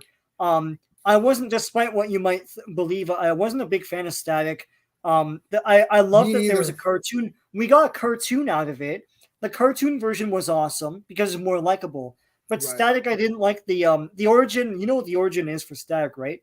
He's bullied at school, and then in his rough neighborhood, someone sells him a gun. And then he knows the bully guy is going to be at this gang fight, like in the downtown core. So goes there with the gun to confront the bully, and then that's when the big bang happens. That origin is not in the cartoon. It's like obviously. So I was like, I don't like these characters, and I didn't like Blood Syndicate because it's a gang with superpowers. And I'm like, I don't like that. Icon was awesome. He's a regular. I like regular superheroes. Yeah, he was a Superman character. He was supposed to represent Black conservatism, and he was like a bootstraps conservative. But I liked his perspective on things, and the way he was written. And he wasn't always like, I mean, they would call him I Tom sometimes, like Uncle Tom or whatever. But I thought that those comics were written intelligently, as opposed to, like, I know they relaunched them, and it's the comics of today. Whereas, can you hear me? I can hear you. Can you hear me? I can hear you. Oh, I think Sean's frozen. Okay, I'm back. Oh, no, you're back. Yeah, okay. I was gonna. So Jordan was just saying he thought comics were really awesome in the 90s and was kick-ass Icon. I don't think so. Like no, no, Icon, I don't know what you're referring to there, but like I'm not sure. Icon's I was just gonna say, like, Milestone comics were political but written intelligently, with the character in mind, so that the author was not imprinting their point of view on things to the point where it's dishonest and feels dishonest and disingenuous and unearned. And that's the way the new Milestone relaunch was. I hated all of that stuff. Did you read it? The new Icon was terrible. He's too finger waggy, and that's not what that character was. Show what you want to show through actions, not through him lecturing people and stuff. Yeah, it's terrible. But anyways, Milestone was a great example of like a high tide raising all ships. Like, they were able to get a cartoon deal and everything, and get their message out there. So why don't they do they can't do, just like anything else nowadays, they can't even take the characters who were, I don't want to say woke, but let's say woke at the time. They can't even take, just like they're not in an activist way, like showing a message. I just need so whatever word or term you want to use, but they can't even take those characters and do them now because they make them bad. It's like you have these characters, but you still need the writer. It all comes down to the writing. You need to have a writer who cares. They've got to take this character. I think J.M. DeMatteis said this, where he's like, I lived with this character, right? Like it's like you pick someone's like Craven. He's like, okay, it's like I've got to think about Craven. I've got to live with Craven. Who is this guy? Yeah. Even the I love the Vulture story he did. Obviously there's the clone stuff too, but he's like, Ben Reilly, he likes Ben Reilly. So he's like, I got to live with this guy. Like, who is this guy? And it's not just, I'm writing this character so I can tell my views through the characters. Yeah, you're being a writer. It's like, of course you have to write through it's like Stephen King when he was writing Carrie throughout the manuscript at one point, and his wife fished down. Is like, what are you doing? And he's like, I can't do this. I was never a pubescent girl. Like it just feels dishonest to me. It's like, she's like, this is fantastic. You're living through that character. Just write what you know. Just write what you love. Right. Just go from honesty in the heart. And he did. And you put yourself in the character's shoes. Yeah. And if you're not sure what you want to do, then pick a character. And a lot of people say, it's like all these characters are like straight males, straight white males. It's like, okay, but their writers were straight white males. Yeah. Right. So they're going to, the first character you come up with is something that you know and you can relate to quickly. So it's like, okay, let me come up with this guy. Right now you might be thinking more along the line. Well, now you can't, because now if you go back, if I tried to write a character who was a female, they'd be like, well, you're not a female, so you can't write that character. I know, but it's Carrie, guys. Yeah, it's Carrie, right. Yeah. Right. So, I mean, that's the way that goes now. Like now we've reverted to like we've gone backwards in creativity for some reason. Well, it's too siloed. It's like, you can't stifle creativity like that. If I want to write like a character who's black or something like that, I'm not erasing anything. There's no cultural erasure going on because the culture's still there. Like, my dumbass isn't going to erase your culture. Well, it's like, this is just a character from my point of view. If you don't like it, don't read it. Don't read it. It's not going to influence everything. Right. Yeah. So Eric Larson is currently writing Ant, which he purchased a black woman. Yeah. A black woman. So he's really, and he's like the whitest, baldest, white looking. Yes, he's I know. Awful, right?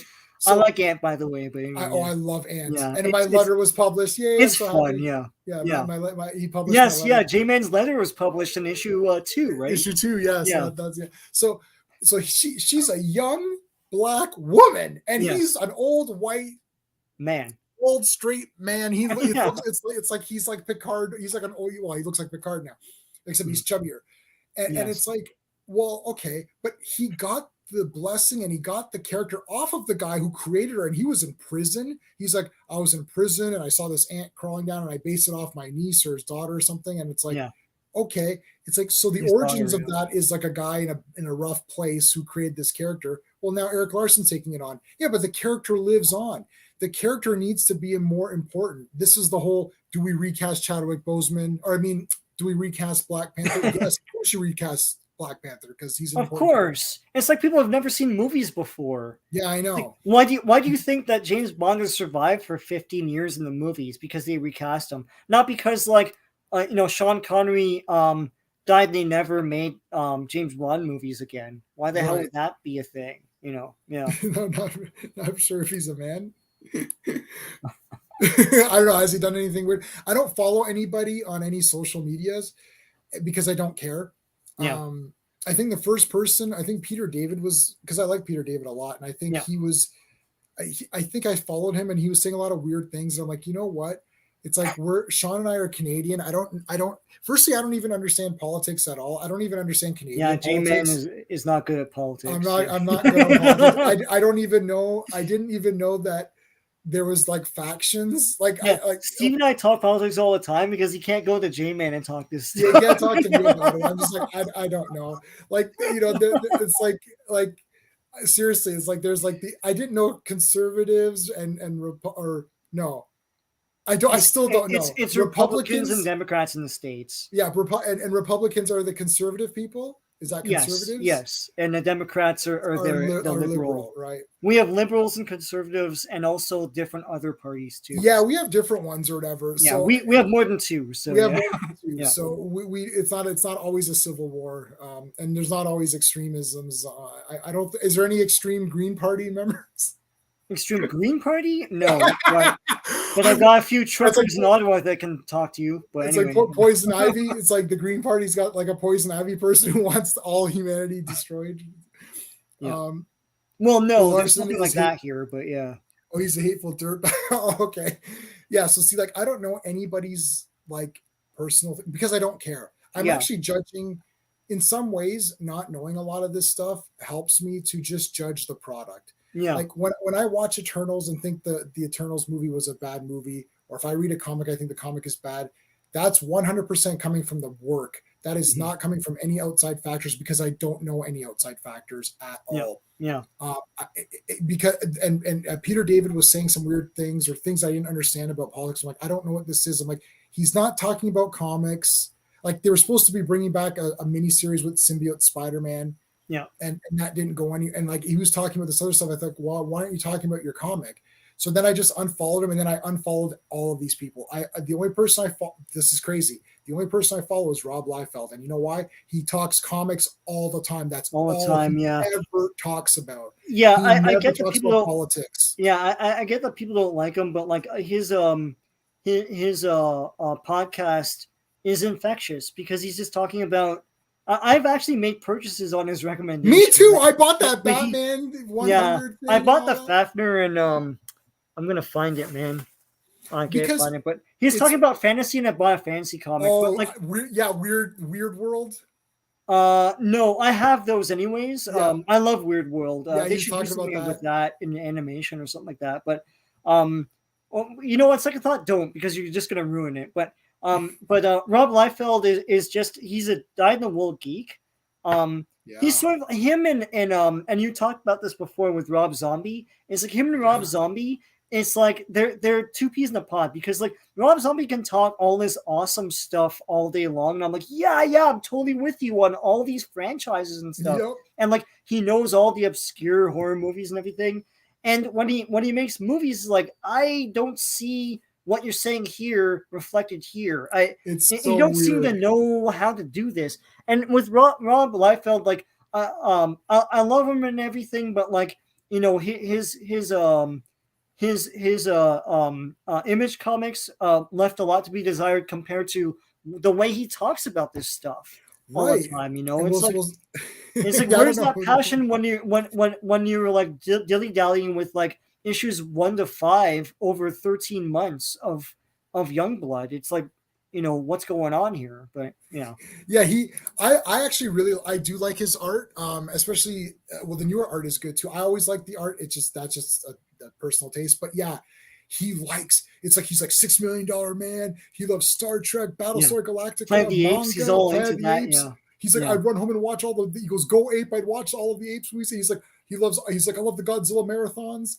And it's like he did an entire show talking about Ralph Bakshi, who's like the greatest ever. Yeah. It's like Lord of the Rings. It's like, this is like so cool. So everything he says, I'm like, yes, I love all that. And then his comics, I still like them because I just like the get it done attitude. I think this is weird. Rob Liefeld is better as a kind of like story provider, not so much writing the full thing out. Because the stuff that's created by in those Image comics came out on time and was cool. It's like there you go, right? Yeah. But I was gonna say too that I think he did a lot for Kirby as well. I mean, unless someone in the chat like begs to differ, but like that whole Fandom Force thing, it's like at the time I actually didn't know the story behind it.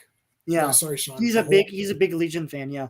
I didn't know much about Fandom Force, and so I didn't buy it. Yes, I've got some Fandom Force behind it. If I knew the story behind it, I bought all the Kirbyverse stuff from Topps. You know, but like if I knew the story behind it, it's Rob Liefeld's all over the Kirby stuff. Like every issue. Every page was inked by someone else as a tribute. Yes. Which was cool. That's cool, man. But like I love the story he tells. He went to Kirby's place. And there's a big, I guess like Kirby just had art up of his stuff, and he goes, "What's that?" And that's God. And it's like, and he goes, "What's that?" That's like and some other like depiction of the Bible. Phantom Force, yes. That's number 1. That's cool, man. Yeah. And look, guys, this is Rob Liefeld. They were respecting their elders, you know. Yeah, and it's something that like Marvel and DC kind of weren't doing at the time. Right, they suck. Rob Liefeld was wearing the shirt, "Give Kirby his art back." Right. Yeah. Right? So like, I don't care. It's like, okay, if you don't like the art, that's fine. But listen, this guy, and look, Rob Liefeld, not once did he ever say comics were crap. All he cares about is comics. Tom McFarlane loves sports. He bought he's a Toronto guy. We're Toronto guys, Sean and I. He bought the baseball. He wanted to do the cards, the upper deck, and all that stuff. Yeah. Well, sorry. What was his upper deck? Front row. Front row was his because and as Rob Liefeld, I'm not going to do the impression, but as Rob Liefeld said, he's like they got the upper deck, but I got the front row. Front row. Why would you want to sit in the upper deck when you can sit in the front row? Why would you want to sit in the upper deck when you could sit in the front row? So Todd McFarlane, as soon as he didn't have to draw Spawn anymore, he immediately went to toys. Know that, and it's what he loves, but like it's not comics. Yeah, Rob never left comics. And you know what? Eric Larson, he might be weird in real life, but he literally has written and drawn every Savage Dragon up to 300 and something. And I bet most of you didn't know that they still make Savage Dragon. They still make Savage Dragon. It's still around. What's Globby like 300 and something, or yeah. They loved them because they're the products of Kirby. This is the thing. But like, they can recognize that. That was the thing, Right. They're not at a time when Marvel and everyone was still treating him like crap, Yeah, you got the fan. Yeah. Like, I mean, they're treating Kirby like crap because it's different because they were fans of these creators. Yeah, sorry, Pat. Yeah, we're Canadian, man. That's sorry, guys. We don't care about politics at all. It's like, well, I don't watch hockey, but Sean doesn't watch hockey either. We're like the only two Canadians that don't watch. Steve watches hockey. We're the only two Canadians that don't watch hockey. I know hockey. You can't keep. That's hockey with the ball, right? In the net. No. Yeah. You dribble. No, I'm not that bad. Yeah, you dribble. You bounce it, right? You dribble the puck. Yes. Yeah, you dribble the puck. That's it. That's I actually, my mom tried to put me into hockey. What a fail! That was the biggest ball hockey as a kid, like on the street, and then I played ball hockey too. Get the net out of the way, and she bought me all the equipment, the skates. We went out, got the stick, went out there. I'm like, Mom, this sucks. Yeah. And she's like, really? I just spent like $300. Yeah, hockey's expensive, especially if you're a goalie. Like if you were a goalie, your mom would have pay like over $2,000 of stuff. You know? I'll just say this too about that. It's like when we were kids, Gretzky was God. Yeah. And I had the Wayne Gretzky pajamas, which was exactly the Edmonton Oilers outfit. Like, but it was puffy where there was the 99 and the Oilers. And I thought I was Wayne Gretzky. Like Wayne Gretzky when we were kids was like appointment television. Like we did watch that. Like I watched every game because all the adults were watching it, right? But then when Gretzky went to the Kings and stuff, then I didn't care. People were not. To this day, if you pick side, I'd probably just say, Oilers are the best. Just because Oilers are the best because of Wayne Gretzky. Yeah, that's the only reason. It's like Chicago Bulls. It's like that's all I yeah. If you were one of the superhero, what was it called? What were they called? The super. Pro Stars. Pro Stars. It was Bo Jackson. You don't hear about anymore. Yeah. I guess I don't, but yeah, Gretzky and Jordan. So that's the only three people I know. Yeah. Because I used to watch. You mean figures of that? I should track those down, like the Wayne Gretzky figure. Oh my god, man, that's great. But yeah, like I don't know. The whole point is that it's just this feel of everything seemed cool. That's why I called it Awesome Comics. I call it, I call it the Days of Thunder because it was everything seemed exciting, and all these number ones and all these different universes was a colorful buffet, like a smorgasbord of stuff to try. That's how I saw it. Like I wasn't really a speculator. I just bought stuff to try it, and if I didn't like it, like I bought Raver #1. Do you remember Raver? It was Walter Koenig from Star Trek. Oh my God. Wrote a comic called Raver. And I bought issue 1. I hurried home. I read it, and it sucked, and I never bought any other Raver things. Like Primordials was do you remember Primordials? It was Leonard Nimoy. Leonard Nimoy made a whole thing about these like half man, half animal dinosaur guys. No. It was like I'd have to look that up and track those down. But okay. Let me look it up. Leonard Nimoy. What's Primordials? Primordials. There was a gimmick in I think Wizard magazine. We didn't really talk about that, but I know that raises ire everywhere. But where Leonard Nimoy hired a scientist to consult on primordials, and when you read primordials, it's like, what scientist? It's like a half animal, guys. Like, what are you talking about? Okay, primordials. I'm on a laptop and I cannot type on laptops. I absolutely hate it. Okay, so here we go. Primordials. Oh, this looks wicked. Yeah, Walter Koenig was in Babylon 5. Yeah, it's cool. It's I grabbed a couple issues of that. That's the thing. It's like Tech War. I bought a couple issues. Yeah, Tech War Shatner, right? Yeah, Shatner. They all had. It's like I was waiting for everyone else to have a comic, right? Yeah, where's Uhura's comic? I remember when George Takei wrote the Sulu adventures for Star Trek. He wrote the ones where he's in charge of the Excelsior. I don't know if you remember that, but DC George Takei from Oblivion. Star Trek was cool. Remember George Takei was in Oblivion? Yes. Yeah. But yeah, sorry, what was his comic? No, he wrote George Takei. He wrote for Star Trek comics. Oh, yeah. They did a couple of comics where they concentrated on the Excelsior and the crew from Star Trek 6. I always wanted to see more with that crew, man. I had comics of that, and it was the likenesses of the crew from that movie, and on a new adventure. It was cool. It was good. With 90s comics, we can talk about all sorts of stuff, like licensed stuff, the big Marvel, DC, everyone else, the toys, the cartoons that came out. Toys, man. We were buying all that stuff. Wizard Magazine. Listen, here's my thing about Wizard Magazine versus what's the name of that? Oh crap, my mind's going blank. But Comics Journal. Comics Journal, yes. Comics Journal was the real deal for me. But where could you find it? Like nowhere. The thing is, right? I'm 13. I had 0 issues. Right, I'm 13. I have one about Toronto, actually. Yeah, I'll go through that in one of my videos. But I'm 13 in 1990. I can't drive. The nearest comic store is 2 bus rides, 1 transfer point away. Mine was 2 buses. You're right. Mine was 2 buses too. I see a magazine with cool stuff on it, like X-Men or like Wildcats or something like that, in my grocery store or in my in a corner store, and I buy it. And that's why Wizard was newsstand distribution. It wasn't in like comic shops. To be honest with you, when I was a kid, I know comic shops are the thing now, and newsstand distribution is dead. And people who own comic stores are like, come to the comic store and buy comics.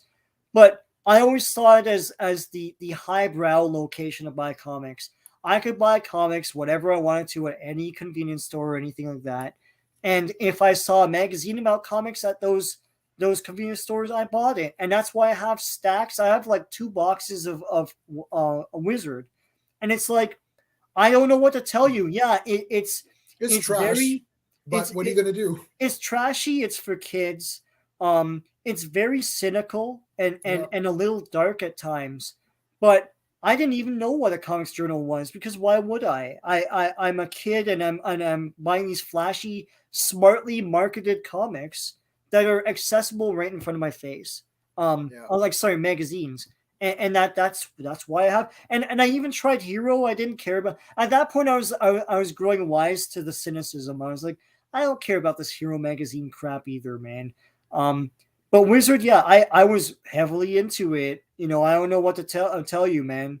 Yeah. Yeah, I think I only kept my for Wizard. I only kept a couple. I have like the Alex Ross one. Yeah.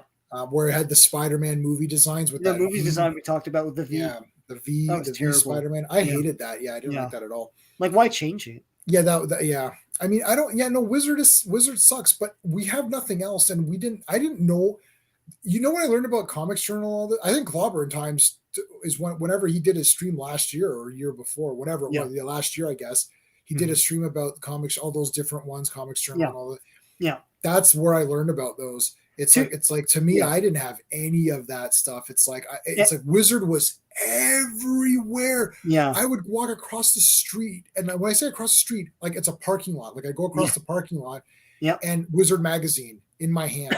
Like, Comics Journal. What are you talking about? Like, where am I getting this from? The thing too is Comics Journal is excellent comics journalism to be frank and honest with you, when I was 13 and 14 and like 12, I wouldn't have cared about it. I wouldn't have cared at all. The thing is, the interviews are insanely amazing. They're great. Everyone's mega frank, and they also published depositions from courts of law on like on people testifying about comics rights and stuff like that, and that's awesome too. I would never have read that as a kid. I'd probably read like a page and be like, I wasn't going to. I mean, Wizard was targeted and marketed to kids, and they knew that. I think they knew that, and it was easily digestible by a 13, 14-year-old boy. That's just there. It is. There you go, Alex Ross, Spider-Man. That's it. Hey, Belle. Hey, Belle. Yeah, so this is the Spider-Man. This was supposed to be for the movie. This was supposed to be the James Cameron. Yeah. Spider-Man. Everything about that James Cameron version, oh my god, I'm so glad they didn't make it. It's like, please. And I don't know why you change it. Like, they go to Alex Ross, like, what would you do with Spider-Man? It's like this. It's like, well, how come it's not the Spider-Man costume? Yeah, I know. I don't understand that. Here, I'll add it as an overlay so you guys can see it better. I'll take that, put that back. We're doing pretty good. We're just talking about some 90s comics. That you may have been too young for those. Yeah. She may have been too young for those. I'll add that as an overlay. Oops. I'll add it as an overlay so you guys can see the costume better. Where is it? Spider-Man. Yeah, so this is what we thought Spider-Man was going to look like in the James Cameron movie. Yeah. I mean, I hated this, to be honest with you. I thought it was terrible. And especially like here, the glint in his eye is reflection, but the eyes were black. Yeah. Like, yeah. Yeah. I didn't like that at all. Yeah, that was terrible. This is, you know what? I've got, this is where the guy designing this, I just added a perfect thing for this right now. And let me see if I can find it. This is literally it. I've got the perfect analogy for the people designing this costume. You know, every place you go, there's always someone who thinks he's a badass, right? It's like they're like, where's that from? Yeah.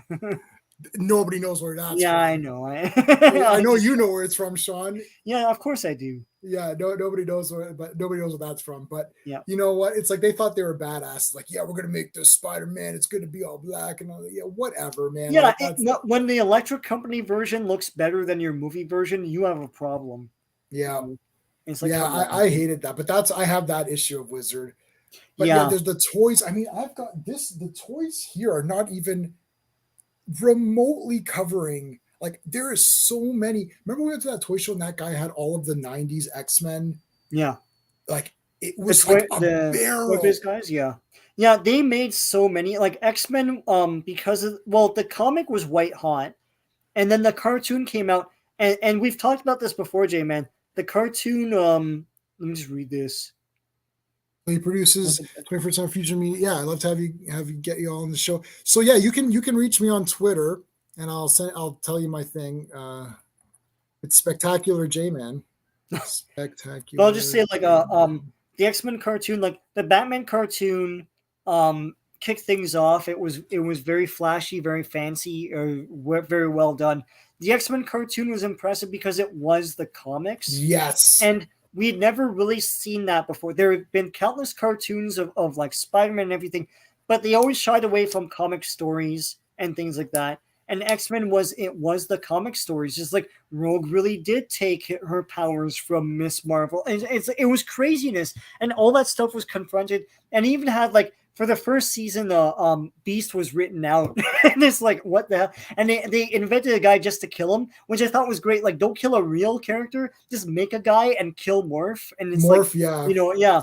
It was cool. Like, it was all the stuff from the comics. They even had the Savage Land, and he had Sauron. And dude, like, when Archangel showed up, I thought I was blown away. Yeah, Cable is there. Yeah, and you're like, this is crazy. Dark Phoenix, it's still the best. Yeah. Still and the best it Dark wasn't Phoenix. exactly Dark Phoenix, but I was impressed that they were doing Dark Phoenix. I was it's like, it's the best. Empire's in it. Yeah, that is the best version in any other form other than the comic. But that's what kicked off, like, let's do comic book stories and stuff. So Spider-Man came out in 94, and Spider-Man was the comic book stories. Yeah. Like, it was that was the best Secret Wars. Even the Six-Armed Spider-Man and all that stuff. Yeah. Yeah, and that was I was gonna say Secret Wars, but that was the best black costume intro that you could get without reading the whole or doing all of Secret Wars and having everybody in it. Yeah. And and then from there, Batman, the animated series, X-Men and Spider-Man really kicked off the cartoon craze of comic book cartoons. It's funny because I've been watching Ultra Force, which was the Avengers or Justice League of the Ultraverse. They got a cartoon, and it's mega accurate. Like, it's embarrassing how accurate it is to the comics. Everything to the point where they kill. So there's a character called Hardcase who's sort of a Superman, and he had a team in the comics that dies, and then he is overcome with guilt. So he comes back later on, and they form Ultra Force. So that is the origin in the cartoon, and it garnered controversy at the time because they're showing that characters die in a cartoon, and it was this looks wicked, eh? Like, okay, so it's all the guys from the comic, man. It's that looks really good. Yeah, let me see if I can find an Ultra Force comic for you. I got a stack of Ultraverse bullshit here. Yeah, because like this looks really good. Here's Ultra Force. Let me make you full screen. So that's that guy's it. Yeah. Who else is here? That's I can't remember. That's a zombie. I can't remember his name. Oh, that's a different version of Prime. This character was in the cartoon too. I can't remember her name, but they're all like this. Is that Milestone? Who's which? No, comic? This is Malibu. This is Ultraverse. Oh, Malibu. Yeah. Okay. I was all over Ultraverse as a kid. So, but yeah, it's like here's Prime here. Yeah, he's awesome, man. And that's Electrocute. That's Sludge. That's Solitaire. That's Nightman, who got his own live action series. Yes, Nightman, I know. Other guys. Oh, this is this. That character. Yep. Scantily clad is Mantra. That's the man and a woman. A male mind in a woman's body or whatever. Oh my god. So they never had her in the cartoon, but yeah. It was like Rambo one half. Ultra Force just came right out and with its own toy line and everything. Like, that's how hot comics were. It's like, I think that came out like a year after the comic came out. There's craziness. Thanks, Pat. I'll follow you back. I'm the worst on these social media things. Like, I don't know. I changed my background. Oh, you don't know if you can see it. Oh, you won't be able to tell. I put Youngblood on the back there. I'll go on Twitter and follow you back. I always have a lot of fun with Clobberin times. We talked for like half an hour after that stream and bitched about how crappy. I'm looking at myself on Twitter. I'm live on Twitter looking at myself. This is this is like Spaceballs. This is happening now. This is the part right now that's happening.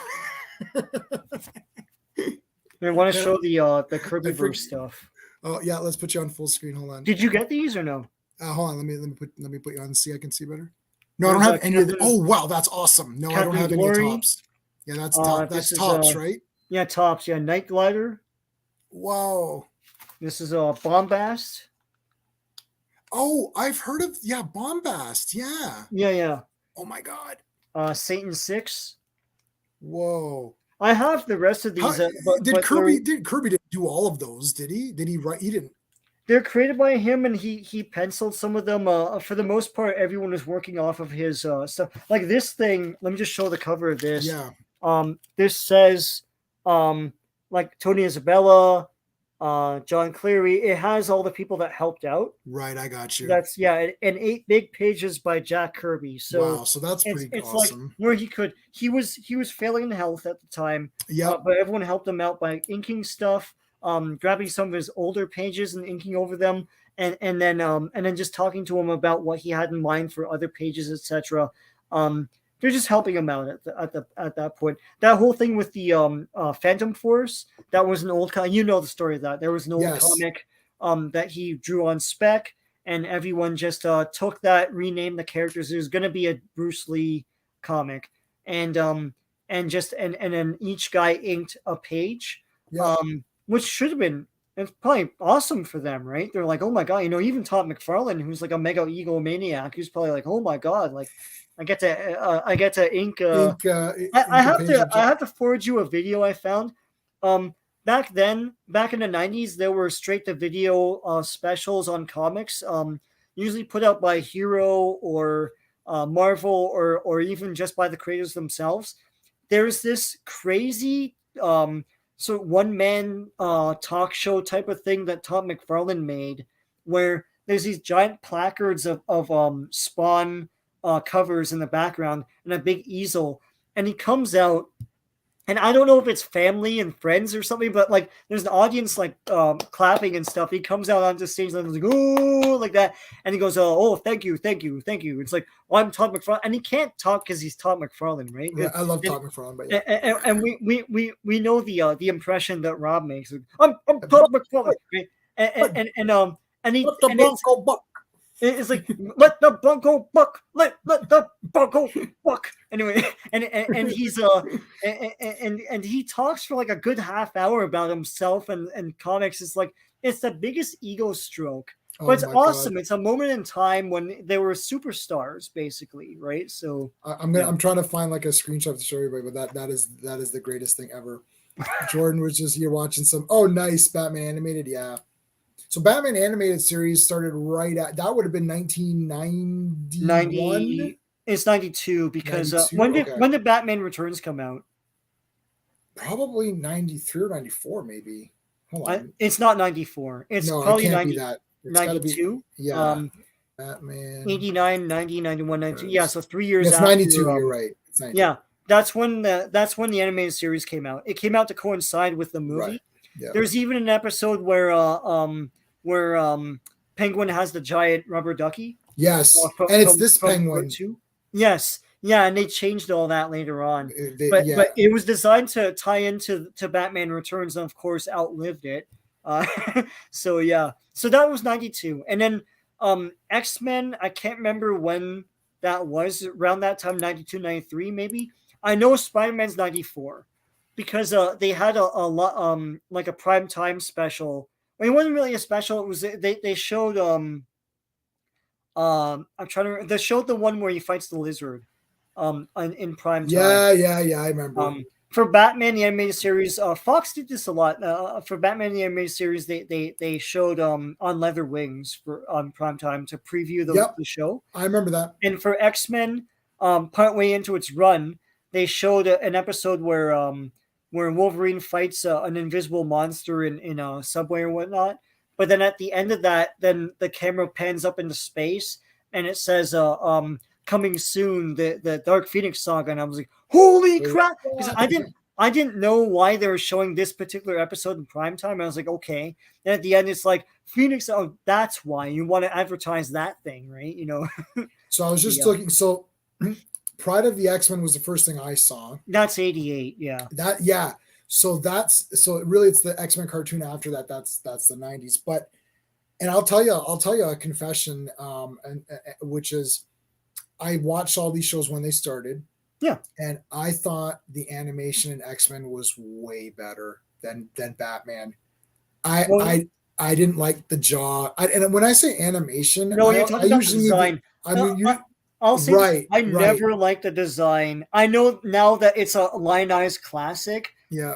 This is sacrilege. I never liked the angular design. And I never liked that because they felt they had to keep that up in Justice League and all that. I was like, I never liked that. And for some reason, everyone's like that all the time when they're angry or when they're smiling. It was awful. And I know everyone loves it. It's fantastic. I have the Blu-ray. I have the whole fantastic. Blu-ray and all that. Yeah, it's fantastic. But the design work, the angular bullshit designs, and the skinny toothpick legs with the giant bodies. was awful. It was awful, but like Yeah. they carried that forward into Superman the animated series, the Justice League cartoons, Unlimited. But if you like toothpick legs and big like U-shaped torsos, then have at it. But yeah, I thought I was watching. I remember we were watching like X. I don't know which one was on first, but whatever. Spider-Man and X-Men. I'm like, oh yeah, this is like 10 out of 10. It's the show. It's the characters. This is it, right? Yeah. And Batman. I remember the first in the intro, and it goes, and the lightning goes behind him, and then you see him. And I was like, whoa, that was weird. I'm like, why does he look so weird? Yeah. And then the next day at school, we were literally talking with my buddies, and I'm like, why is he like a square? Like it's literally a square. Like it's a sharp angle. I thought this is so weird. I'm like, why? It's like his ankles are like wrists. Yeah. And I thought, well, why does this look so crappy? Yeah. So when I say animation, I don't mean the actual animated cells and how they move and how. No, the animation is great. Yeah. Yeah. I'm talking about the design. The design work, yeah. They're trying to be angular and stylistic, and I get it. But I think they did just went way overboard with it. Yeah. I didn't like it. It's an unpopular take. No, I'm with you all the way. I always liked that as a kid too. Like I watch it, it was great. But I watched it too. I watched all of it. Yeah. Oh yeah, no, I watched all of it. Superman awesome, and Justice League and Unlimited and all of them. But I was just like, I wish they could like make them look normal. I don't know. I like Super Friends look. Yeah, like the way Super Friends looked, like and Ruby Spears cartoon and all that. Yeah, yeah. Like I just don't know. I couldn't get into the look because if you said what's better, it'd be like X-Men's number 1, Spider-Man and Batman's like number 3, and it was like obviously X-Men's the best. And I wasn't even a major X-Men guy at that time at all. Like I like the Pride of the X-Men, I like the video game. Yeah, that was my big introduction to X-Men to where I was really into them. It's like this cartoon was like I think the X-Men cartoon just got everyone in. That brought the X-Men. I don't know, because the X-Men comic was white hot in the 90s, and there was like number 1 and stuff, and the thing was that like everyone was into it, and that was the comic I remember. Mostly when you go to the comic shop in the 90s, it was a sausage factory. It was like all guys, right? Yeah. But X-Men was the one I remember getting girls into it. They would go with their boyfriends and stuff, but they were buying the X-Men stuff because it was a soap opera. And everyone was into the different, not just like love and stuff, but the different relationships, who's mother and father and all that stuff. It's like, it was very involved. It was more emotionally involved than most other comics at the time. Although like Spider-Man was pretty good, but like most people were into X-Men and the different intricate relationships and stuff. And I had to put it in. It's in the. I got the first Image comic. I got the X-Men. I threw Death of Superman in the corner. Yeah. Behind us, we've got other ones that you can't see because the. I've got tons of Phalanx Covenant, which was all cardstock covers. I never liked those. I didn't like the I didn't like them because they weren't cut properly sometimes. Like sometimes they were shorter than the actual interior pages or more than the interior pages. I don't know what the hell is going on there. But also the holograms sucked even back then. Yeah. It's like you can barely make out what they are now, but back then they never worked. If you think that with age they've gone fadey and stuff, no. They were always faded. They were always terrible and flat. I don't know why they even bothered. It's awful. I didn't like that. I think Wildcats 2 has like that foil thing. Yeah. I got it in another box, not next to me. I like the foil. I'm trying to find a good example of that because I like that foil. Well, I'll show you Brigade. Do you have Brigade number 2? Not with me right now, but hold on. I'm finding it. Oh no, you know what? No, it is. If it's Exo Man of War, it's probably the last. Yeah, Exo Man of War had those. So I like this. And the reason why I like this because I think color pops on metallic. It's pretty cool. I don't know what this is because it's not coated because it's metal in the back, right? Yeah. So that's Valiant, right? Yeah, it's Valiant. But like this gimmick was done in a lot of other. This is done with Bloodshot as well. And I don't know if Marvel and DC did this, but I do like the way the art looks on these. It doesn't look that good on camera, but when you get it, the color really pops and some of the details really pop. I like that. That's one of the only gimmicks I like. Yeah, the holograms are trash. Yeah, holograms are trash. I yeah. do have. But the thing is, see, because I pack my comics, I try to get as many as I can in one bag without having a board. And then it just becomes stiff on its own. I used to do that too because I found back then, and I don't know if you agree, I found that bags and boards were hard to come by back then. I didn't sometimes care about them. Comics came with them, but in terms of buying them for your floppies, I don't know if they just weren't making that much, but it's like sometimes. So I would conserve by putting a whole bunch in one bag, right? Yeah, I think my comic shop charged me like 10 cents or well, Clobby, if you're still on there, what did you charge for bags and boards? For me, because I would buy everything from the newsstands and all that, I never really felt I needed it. Yeah, I still have a lot in floppy form. Like I have a lot of the stuff from back then. I never bagged and boarded. Oh, half of this short box is not bagged and boarded. Yeah. I don't care. I have a shit ton I'm now getting bags and boards just to do something. but I've got random bags back then here were really crappy. If you look at them today, after 30 years, they wilt and they sort of make an impression on the comic itself. So it's not really protecting it anymore. So I can show you. This is a later Youngblood comic, and I felt that we will have to talk about. So Clobby, you didn't. I think my comic shop charged me like 10 cents or something. Yeah, I remember that, and they would stamp them too, so you knew where they came from. Like you knew, yeah. Now I have stamps of like old comic shops that don't exist on the back. Yesterday's Heroes, yeah. Yesterday's Heroes. Yeah, I know. Yes. Now, what a great shop that was. So like this was like a more recent Youngblood, so it's not Rob or anything. No. But the colors were still pretty nice. Yeah, I found that, and I learned this through the Rob's Observations podcast, where I did notice immediately that the paper quality was better and the colors were better. Yeah. Like you pick up, like let's say if you picked up like Brigade number 4 or 5, it's like way better. Yeah. Than any of those Marvel ones or DC. You're just like, whoa, this is like way better. And I remember like even Spawn, which I still think. It wasn't like the newspaper print. It was a little bit. It was better. And maybe Clobby can comment on this, but it was what they used. And maybe I'm wrong, but what they used for the Prestige format comics of the late 80s, where it was like just a bit better, just a bit thicker, and retained the color better. Yeah. I've got the entire. You don't know what Spellbinder is, right? But it was a Prestige format limited series from Marvel. And that's from probably the late 80s. And I still have them. And the color is still crisp. Like it's not, as opposed to, I have old Avengers comics from that same era with like Gilgamesh and Circe and all that. And those colors are faded to hell. It's like, it's kind of hard to read them now, Baxter paper. Yes. Yeah.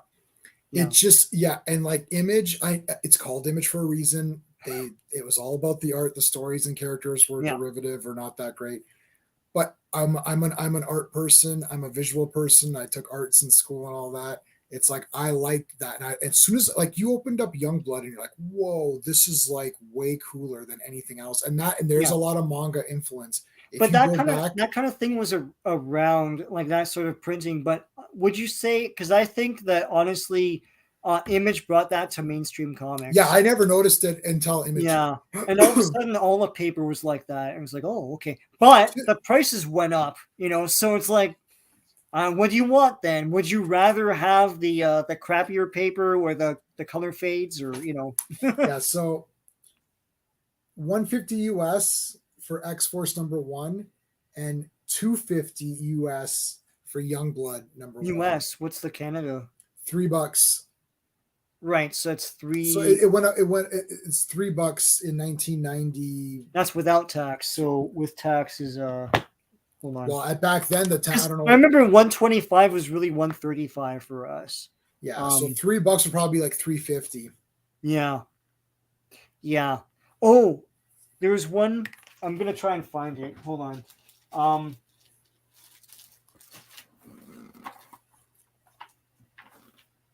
Wait. I want to show you this because this was a big scam. Oh, hold on. Speaking of scams, did you watch that Heritage Auctions crap that I knew all about that anyways. So okay, with the video game boxes when we okay. So I bought Anything Image. Right. So I bought this. Yes, I had that too. Oh my god! Right. And so I didn't know what it was. So I go home, and all it is, it's just freaking profiles of guys. Yeah. It's like Brett Booth and like yeah, I know. And this, it's like their likes and Dan Frega, his likes and dislikes. Frega, The whole thing is this, and I was like, I spent it's $2.80, so like a little over $3 on this freaking thing. I was like, you know what? F that. I'm gonna look through every comic now to see if there's freaking comics in my comic. God damn. I was scammed. I was actually mad about that. I remember that. I was maybe 14. What they should have done was they should have just taken those pages and put those in the book. In the comics. I noticed in these Image comics, there's a good like freaking 8 pages of nothing at the end. It's like it's just stupidness. It's like, what are you doing? I noticed that big time. Yeah. Especially when you're now if you're looking at old, like I've been going through the DC Comics Presents stuff. And those are about 18 pages of content. Yeah. And the rest of the pages are just bullshit, right? Yeah. Ads or something. But Image Comics has a lot of bullshit. Now, the page count was a bit more, but the page count is more, but it amounts to 1 page more of comic and a lot more of BS stuff. Yeah. So it's ads. Previews of toys, previews of cartoons. Yeah. There's a Wildcats preview of the CBS show for like 5 pages in one of these. I think it's like that's not even happening or something like that. Yeah. And I remember even too. The problem is that everyone got too pumped up for this stuff. And I remember even Rob Liefeld going on there. It's like, oh, I met with like Spielberg and all that. It's like, dude, it's like that's that Dooms 4 thing. Yeah, Dooms 4 thing. Dooms 4 is oh my god, that was a scam too. But anyway, I don't have any of those. I have to get those. You should get them now. It's a relic of the past. But it's like they were never gonna make that movie. What are you talking about? Yeah, that was like never happening. Like I think even as a young kid, I'm thinking I don't think that's when the Spawn movie came out. And we'll do an episode on Spawn. We'll do a whole thing on Spawn, man. Because I bought all the toys. Yeah, I know. I bought for the movie. I bought the toys. Yes, Spawn. I went to go see that opening night. First, your favorites in it. Melinda Clark is yes. I bought 3 figures of her. I bought every comic cover with her on it because she was Jessica Priest. Yeah. Because they couldn't use Chapel, so they created this new character called Priest. Yeah. Priest, yeah. Which Priest Chapel. Sure. Yeah. Oh my god. I bought the soundtrack to that movie. I still have the poster, the theatrical 1-sheet poster where I drove. I think I forced my mom or grandfather to drive down to Movie Poster Warehouse to get the. I was like, I need the official poster. I can't just get like a reprint. Like that's for losers, I was like, I need the official. So I remember going down to get that, and then like we were walking in the theater. I'm like, this is gonna be the greatest we ever. I kind of walked out. I'm like, yeah, it was okay. Yeah. Like, yeah, it was cool.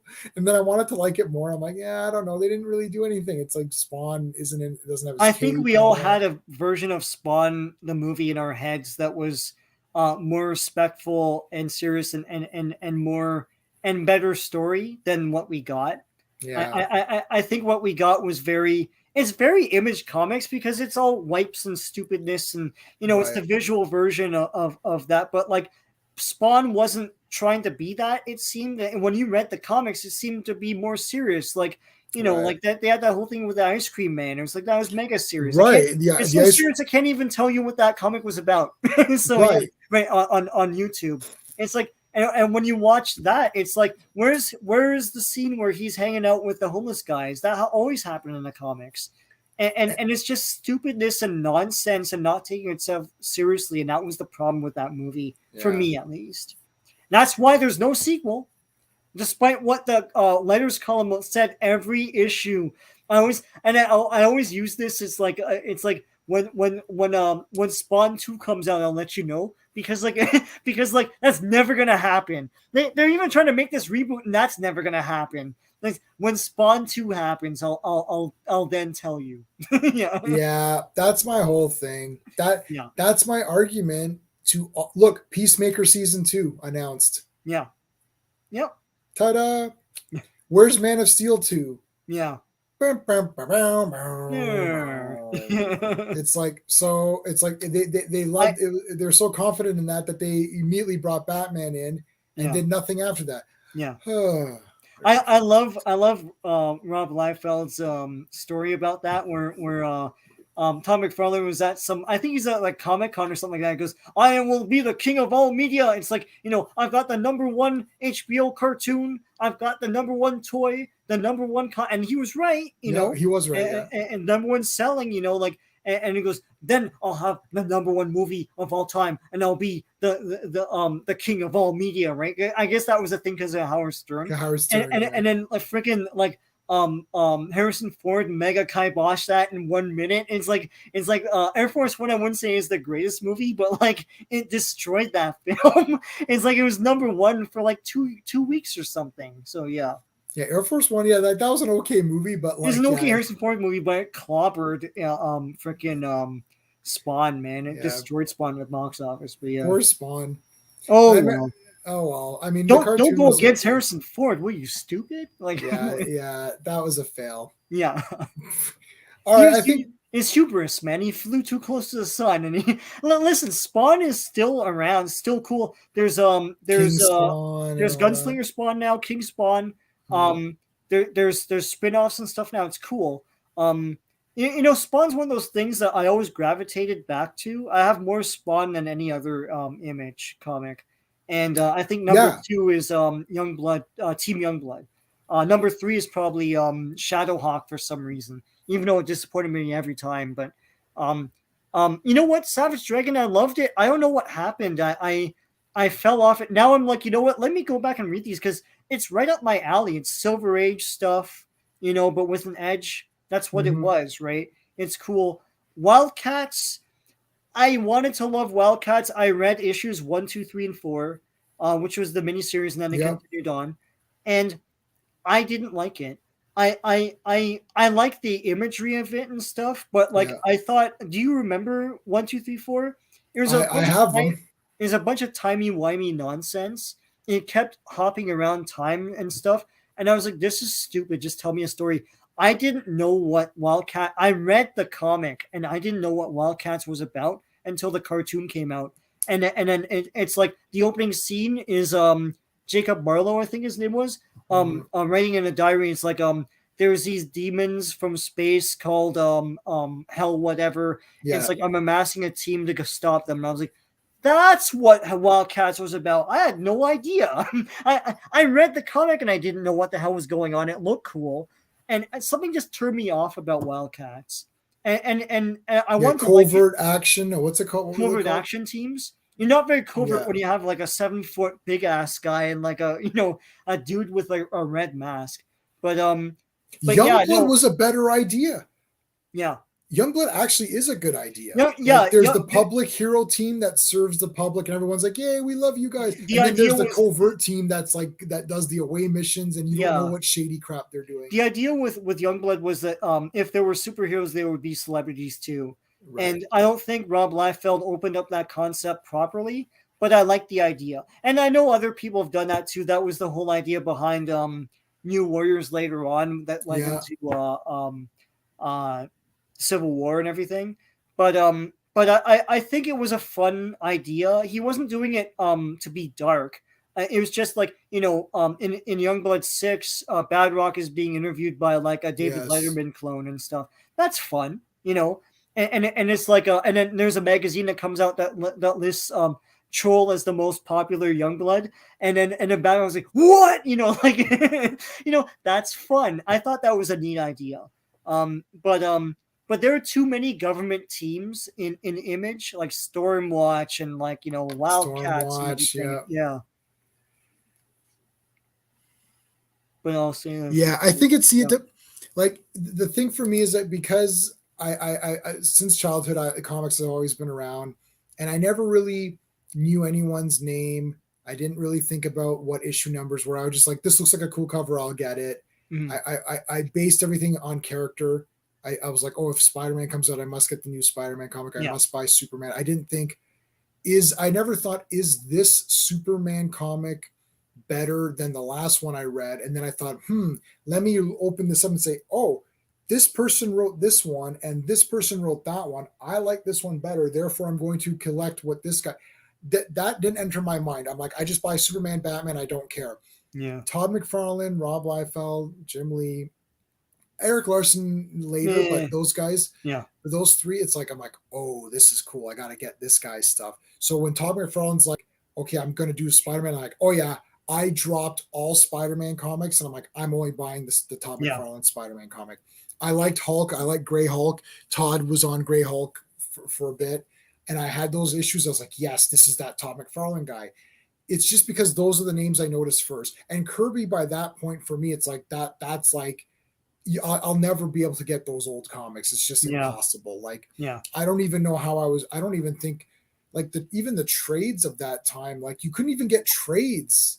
Trades were just a thing, just coming out. Yeah, you could get those at the time at comic stores, but which I never went to. I think that I think that they were just tuning into the fact that they can sell them at bookstores. Right. And now it's like its whole own section and stuff. But the Kirby stuff, anytime the new stuff came out, I snapped it up because I was like, oh god, he's still doing cool stuff, like Captain Glory was cool. I liked all that stuff, right? Yeah, when was Captain Victory and all those guys? Those were kind of neat. I don't know when that I think that's before that. Is that before? Is that not late 80s or something like that? Or? Yeah, maybe. I don't know, but that was neat too. Mm-hmm. I mean, the art, I was going to say the art was good, but obviously, but like, like all that stuff was wicked. And I actually read a lot of those. And then I know that they did them on digital. They brought them on digital. So I went crazy. That was some of the first digital stuff I grabbed. Yeah. Because it was like all this really neat, and the art was cool. And it just, the stories were good. Valiant's a weird thing because it was white hot. And I left comics for a couple of years at university. When I came back, all my number ones and stuff that were like shooting up in price were like $1.50. And I was like, what happened? And I saw that Acclaim bought them. Mm-hmm. And I guess the quality dropped off and everyone like noticed like, oh crap, this sucks now. But Valiant was well written stuff. I liked all the ideas. It was marvelous. I liked all that stuff. Archer and Armstrong was great. Like all that stuff was great. And even all the revamps like Solar, Magnus Robot Fighter, Turek was cool. Turek became a video game darling after that. With a lot of these 3D games where you're shooting the dinosaurs and stuff. All that stuff was cool, and all of a sudden just fell off, and now it's like they're sort of a non-entity. All of those. Who brought I think Jim Shooter brought those. Jim Shooter did that. Jim Shooter was fired from Marvel, and then then he was solicited to be the editor-in-chief for the Disney comics, and as legend has it, Disney then went to references, and none of them liked him and said they would never work for him. So then they went to Len Wein as the editor-in-chief for Disney. So then he went to Valiant, and I think the wrestling comics and Super Mario comics were made to drum up capital for, what he really wanted to do was he acquired the rights to Solar, Turok, like the old, I think they're Gold Key, are they? Or are they? Yeah, that sounds familiar. And then he made new characters built around that and built a universe out of that. So that was. I'm trying to see when this came out. What was the? This is I guess. What year was this? So then Jim Shooter came back. So basically, it was like. Yeah, here's the Mario comic. I bought them, man. I was a sucker. I was a kid, and I was into Mario, so... Oh, dear. Those are awful, aren't they? You know what? I read them and whatnot, but the thing about stuff like this is that when we were kids, you probably did this too. I made my own comics. I made a Mario comic, and I acknowledge it wasn't great, but it was better than this stuff. It was the game. So yeah. I have my wife and I were talking about, yes, I've got a whole shit. Next time you come over, Sean, I'll show you. I'll go through all the ones I made. I did a lot of comics. I think this is what happened after Valiant. Oh, let's see. That looks cool. This is Defiant. This is Grimax. Oh my god. But this is a preview issue. Story by Ed Paulgardy and with Jim Shooter writing and Jim Shooter written by and drawn by Dave Cockrum. Yes, Dave Cockrum, I know. But yeah, so and this fell flat on its ass. But this was going to be like the second coming of Valiant, and it didn't work out. So so Jim Shooter is cool. Yeah, He did this one, this Magnus Robot Fighter. Yes. Is that new? This is 2010 or something. Okay. This one there, and he did Captain Atom. No.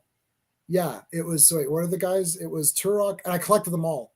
Yeah, Turok, Solar, and Magnus. Solar, yes, yeah. Solar, and Barry Windsor Smith. There's a lot of big guys on Valiant, man. It's crazy, and it's funny because the wrestling comics and Super Mario comics have like some big creators behind them. It's like freaking Barry Windsor Smith drawing Typhoon. It's like it's nuts, Well. When they released that one that I just showed you, they went back and started to do trades of the older ones. Yes. And I grabbed those too. And I had a letter published in Magnus Robot Fighter as well. Yeah. Because Magnus Robot Fighter was the biggest who gives a crap character of all time in my eyes. Oh. And then that came out that one I just showed you with him like this, powering. Yeah. And I was like, oh, this looks awesome. So I bought the physical, and I bought all of these in physical. I still have all the physical comics. I bought that. I was like, holy shit, this is the greatest thing ever. They're well written, man. And then I went back, and then they started to re-release the old ones. I was like, oh shit, I'm getting all of these. Yesterday's Heroes, a comic store that we remember from Bloor Street in Toronto. Yeah. They had the old ones like regular. And the thing was, no one cared about those things like in 1990, 91, 92.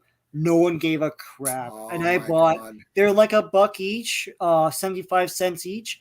And I bought a bunch of them, man. And it's like Turek, and he had a son.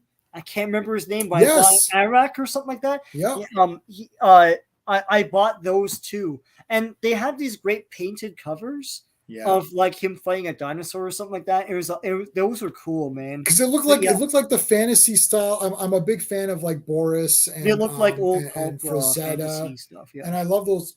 Yeah, the old pulp store like Spider and Shadow and all that crap and freaking Doc Savage. I got an awesome Doc Savage statue, which like no one cares about Doc Savage. I have this awesome statue. It's like so cool. I care about Doc Savage, man. Yeah. Oh, yeah. No, that I remember that. I remember that one. It's a big giant hand holding them, and you were there when I bought it. I was there when you bought that one. Yes, I remember. And we captured that on video, I believe. I think that. Oh, did we? Yeah. We'll have to do another extended thing of you and I going to the shops or whatever. Oh yeah. But I think we're gonna end off there. We're gonna end off here. But so we're gonna come up with some ideas and turn this into a thing. But so I mean, I don't know. We've got Sean. You like sent me like 4,000 ideas. So that's what I do, man. Yeah. But we'll definitely like figure out something else to, and we'll try to make it a topic, and then just stick on that one thing. This was just like an intro, just to get a feel for the 90s and see what people think. Yeah. Magnus was great. Yeah, Solar. Yeah, all these. Yeah, Exo man is awesome. I loved Exo so much, man. I mean, just the look of that, and I've actually made Magnus Robot Fighter QB characters. Remember how I used to I used to make those? I've made Magnus Robot Fighter. I made two versions. I made classic Magnus, and then I made current Magnus. Yeah, because I was just so pumped up for it. Solar, and I made Solar. Oh, I forgot. I also made Solar. Solar, yeah. I also made Solar. But okay, so we're gonna end off there. We're gonna be live. What's today? Wednesday. So I'm going to be on a podcast tomorrow. I don't even know. I'm so awful. I don't even know what it is. I got invited to do a podcast in October, and I literally forgot until the guy messaged me saying, "Are you good for it tomorrow?" I'm like, "I guess so." So it's going to be it's a podcast, not a live stream. So I'll let people know where they can find that after. Yeah. And then there's not going to be anything this Saturday. We're taking this weekend off, but Steve and I are going to be back on Tuesday to talk about the weekly Women of World Wrestling, and we're going to cover the Elimination Chamber plus Raw and SmackDown. So that'll be on Tuesday. And then Wednesday we're going to be doing verses again. I don't know which one I'm going to do. We're going to figure out which verses, and then we might throw in a 90s thing every so often, or if this becomes popular enough, we can add this as a regular show. Because versus is people still like the versus stuff too. So I think I want to do Dune versus Dune. Let me see. I'm thinking about it, but that's it. All right. And Sean, I've got your link for your channel. You leaf through stuff, which is cool. So that's all on there. And I guess that'll be it for this one. I will see you guys on Tuesday. Take care, everybody. Hey friends, you've just been listening to J-Man, and he is the smartest person who ever lived. So make sure you like and subscribe.